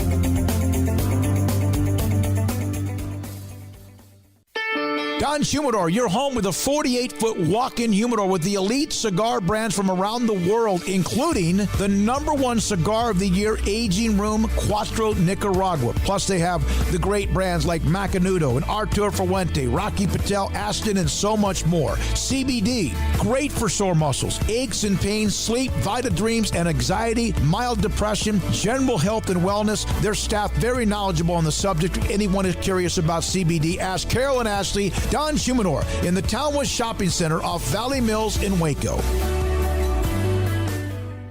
At Baylor University, students find their place to shine. They're faithful friends and inspirational leaders. They're championship teammates and independent thinkers. They're on the cutting edge of high tech and in the halls of history. If you want to make the world a brighter place, you can. And if you want to shine in your own way, you can. The spark you need is already inside you. Bring it to Baylor, where lights shine bright. I got breaking news here. We got Western Athletic Conference just announced they're adding several schools. The WAC. The WAC. Okay. Welcome back to Up Tempo on SicEm365 Radio. I think Coach Gundy would be like my guy that I would just a hair. Yeah. I just want to be able to see it flow when I kind of slam his arm down. Here's Drake Toll. And welcome back into the Petty Clinic Low T Bears Den. Happy Tuesday, folks. Keeping it up tempo for your lunch hour. A Baylor take on your lunch break. Now joined by Big 12 digital correspondent Morgan Uber. Morgan, thanks for coming on as always. Drake, as always, great to be here. Appreciate you guys having me. Yeah, Morgan, we're doing a deep dive this week. Still milking some basketball stuff with the new hires across the Big 12 because there's a lot of different stuff going on around the conference with Chris Beard, Mark Adams, TJ Otzelberger, and Chris Beard, Mark Adams, TJ Otzelberger, and Porter Moser being hired into the conference. Today we're kind of focusing on Otz as well. Morgan, there have been a ton of hires so far. Is this maybe one of the crazier off seasons we could see in a conference in a selective sport? Absolutely, Drake. I mean, think about the coaching carousel that you just mentioned. And then on top of all of that, we're also keeping up with this crazy thing called the transfer portal. And the amount of student athletes in there right now, daily I'm trying to keep my list and keeping my tally of where guys are going, particularly in the Big 12, who's leaving, who's coming in. It's been a lot to keep up with. So it's great, for the student athletes that they're getting to, move around, and also great to have 3 new head coaches in the conference, 4, new head coaches, if you count Chris Beard moving over to Texas. But yeah, it's definitely been a crazy offseason, and I know it's kept me busy, as I'm sure it's kept you guys very busy as well. Absolutely, Morgan. I mean, you got to love it, though, as the competition continues to stiffen in the Big 12, especially over basketball, which has been all the rave in the last couple of weeks here in Waco. With the TJ Otzelberger hire at Iowa State, I want to know from you, kind of the outside perspective. We had Jared Stansberry on the show earlier, but to get not a beat writer perspective, someone that works with and around the school, but someone that has that 30,000-foot view. When you look at this hire for ISU, what makes it the right fit for the school? Yeah, I was listening in to Jared earlier on the show, and I think the word that he kept bringing up was fit. And TJ Otzelberger, no doubt, I mean, there's no question in my mind that he is the right fit for Iowa State. With his ties there, he had been an assistant under 3 different head coaches at Iowa State from 2006 to 2013, and then again from 2015 to 2016. He understands, how to recruit in Ames, Iowa, right? I mean, it's different than anywhere else in the country. He understands the magic of Hilton Coliseum, and he's trying to bring that back. So I think, him and his wife both have deep ties there. She played at Iowa State on the women's basketball team. So it's a place that, while neither of them are from there, him and his wife, it's a place that they've considered home. And I think, for someone at Iowa State, this is a guy who he can really come in and make this a job, a destination job, And for a lot of people, Ames, Iowa might not be quite the destination, but his passion definitely comes through. I think the point that Jared made in the press conferences and things that I've heard from him, he doesn't really have that, flashy energy, but he's going to get guys, to come into his program that are going to be tough and play for him. And, we've seen that over the past few weeks. Tristan Anaruna, most recently from Kansas, leaving Kansas to come play for him at Iowa State. Then he gets, the 4-star point guard, Tyrese Hunter, reaffirming his commitment to Iowa State, coming in. And so I think these are, huge gets for him. And I do think, it all goes back to he is the right fit there. And athletic director Jamie Pollard, did a great job and bringing him in and nailing him down to be the next men's basketball coach to really turn this program around. Morgan, we've heard that Otzelberger is a master recruiter, and that's what's going to make him so good at Iowa State. On the flip side of it being the right fit for the school, why, again, as we ask kind of Jared, from your perspective, what makes this the right fit, the right time for Otzelberger to make the change and move over to Iowa State? I mean, this is a team that really just needed some fresh blood in here, in a sense, but at the same time, someone that gets it. that gets the, Cyclone community and Cyclone fans and, what they want. And I think, he's just the guy to do that with the time that he had spent there in Ames and with the experience that he has, at Iowa State and understanding how to recruit the Midwest. And we saw, one of the recent transfers he just brought in, a 3-year starter at Minnesota, Gabe Kausher, an elite perimeter defender. So, he's a guy that's going to recruit well. And at this time, that's really what this Iowa State program needs. They really need to bring in, some fresh bodies here. And it was, a really rough year for them last year. And I think, if you talk to Iowa State fans, they're really excited about this hire and they're excited, what he can bring to the table. And it's definitely, I don't think, going to be quite an overnight thing, but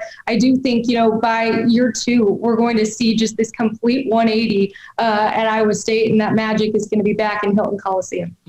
Morgan, with the way that college basketball has turned with the transfer portal, and that really seems to become, that really is where the apex of recruiting is now in the game. Less so with high school freshmen, more so with pulling guys from the transfer portal. What do you make of Otzelberger's job so far as a recruiter hitting the portal this first offseason? I think you have to really like what he's done. I mean, you get one of the guys, in the Big 12, a Tristan Anaruna from Kansas to come over to your program. I mean, that's kind of enemy territory there. So that was, I think a really big check. Another one, that he got, maybe not so much of a tough sell, but UNLV's Caleb Grill. So Caleb following him, from UNLV and, played his freshman season there at Iowa State too. So had some ties. But I do think he's really made some, great he's found some great guys in the portal. And as you can imagine, it's as tough of a year as any with all of these student athletes entering their names in the portal. I mean, I cannot imagine just how competitive it is right now with coaches, making sells and why they should come and play for their program. And you look at an Otzelberger, I mean, this is his first season there at Iowa State. So, he's able to sell a vision, but not really, he's not able to sell, what he's done there yet, because this is going to be his first season next year. So it's a little bit different for him, but I like what he's done in the transfer portal so far. Definitely think he can maybe land a few big names, but, regardless, I do think this Iowa State program is going to definitely take a step up from where they were last season. Morgan, what is it going to take as a new head coach in the Big 12? You're moving in a fraternity of coaches with Scott Drew, who's now a national champion. Bill Self's a national champion. Bob Huggins has vied for national championship. Chris Beard has been in the game. You got Mike Boynton, who just signed a huge new deal with Oklahoma State and is a really well-respected coach across the league. When you have a guy like Otzelberger moving into that fraternity, how tough is it going to be for a new guy, first-year guy, to win, and not just win in his first year, but win in a sustainable way? Yeah, I mean, there you are naming off the list of legends that we get to see night in and night out, coach at the helm of these programs. I do think it's going to take a little bit for him to sustain success in the best college basketball conference in the entire country. I mean, consistently, every year, the Big 12 has been, number one. And these are talented coaches that, respect the heck out of each other. And, he may come in and might not have, exactly what he wants to do in year one and the success that he wants to have. But from what it sounds like, I haven't had the opportunity yet to speak with him or have conversations with him. But from the, podcasts and press conferences I've listened to, he has that culture and that vision that you hear from so many of our coaches, around the conference, just very similar in the way he speaks and selling, his program and in the winning way, what he wants to bring there to Iowa State. So he has a lot of the same qualities, but yeah, I think to the point that I made earlier, I don't think he's going to be, quite as positive maybe as Coach Drew or as flashy as a Chris Beard and have fireside chats. But I think he's going to sell, a winning culture to student athletes and, excited to see the mark that he can make here in the first year in the Big 12. Morgan, the league is not that far removed from having 9 teams in postseason play, 7 being in the NCAA tournament, 2 being in the NIT. There was a point there for 4 or 5 years where it was this endless shuffle of who's going to be a Final Four contender, who's going to be and it was just different teams year in and year out. Oklahoma made the Final Four not too long ago under Lon Kruger. Different schools that have factored themselves in. Does it feel like the Big 12, with these 4 new hires, Otzelberger included, is working its way back to the point where all 10 teams are tournament contenders year in and year out, with the top 3 or 4 being Final Four or better contenders? There's no question about that. I think this year we were, hopeful that we had 7 teams, make the NCAA tournament. And it was a little heartbreaking when, by the second round, Baylor was the last team standing. But y'all made us proud. They made us very proud and going all the way and winning the whole thing. But, definitely I think, this year having the 7 teams in, it just showed every night, top to bottom, there was no easy game in the Big 12. And even if you look at the 10th team in the conference, Iowa State made it a challenge for Baylor coming out of that COVID pause. Granted, those were extenuating circumstances, but they gave them a heck of a game. So I do think this is the most competitive, conference, and, really excited to see these 3 brand new coaches coming in and seeing the strides they can make to continue keeping it, at the cream of the crop. And it's going to be about, who they bring in, what student athletes they bring in to play for them. But, from what I'm seeing, what I'm hearing, it sounds like they're going to get, the best of the best. And definitely, I think we're not at all far removed from getting, 9 teams, 10 teams, in the postseason. So definitely keeping my fingers crossed for that. Morgan, 2008 Kansas. Folks will argue until they're blue in the face, that team being the best Big 12 program of all time. One of the things that really stands out to me is how year in and year out, the best team in the Big 12 can lose 4 or 5 games and still win the conference. That's normal for a school to lose 7 or 8 regular season games and be a 1 or a 2 seed in the NCAA tournament. We haven't seen that in the last couple of years, as these 1 seeds are schools with 2, 3 losses, and that's all. Will it be normal? Will it normalize having 4 or 5 losses in Big 12 play and still being an elite college basketball team in the next couple of years? I do think that's the case with this conference. And this year we saw it, happen with Baylor. I mean, again, very extenuating circumstances with COVID. Hopefully we never have to deal with anything like this again. But you look at what they went through, and we're talking about one of, the best teams ever in college basketball history. And the thing that I've really reflected on, Drake, it doesn't always happen that the best team in the country goes on to win a national championship, especially in basketball, because of the grind, right, of March Madness and all the games you have to play to get there.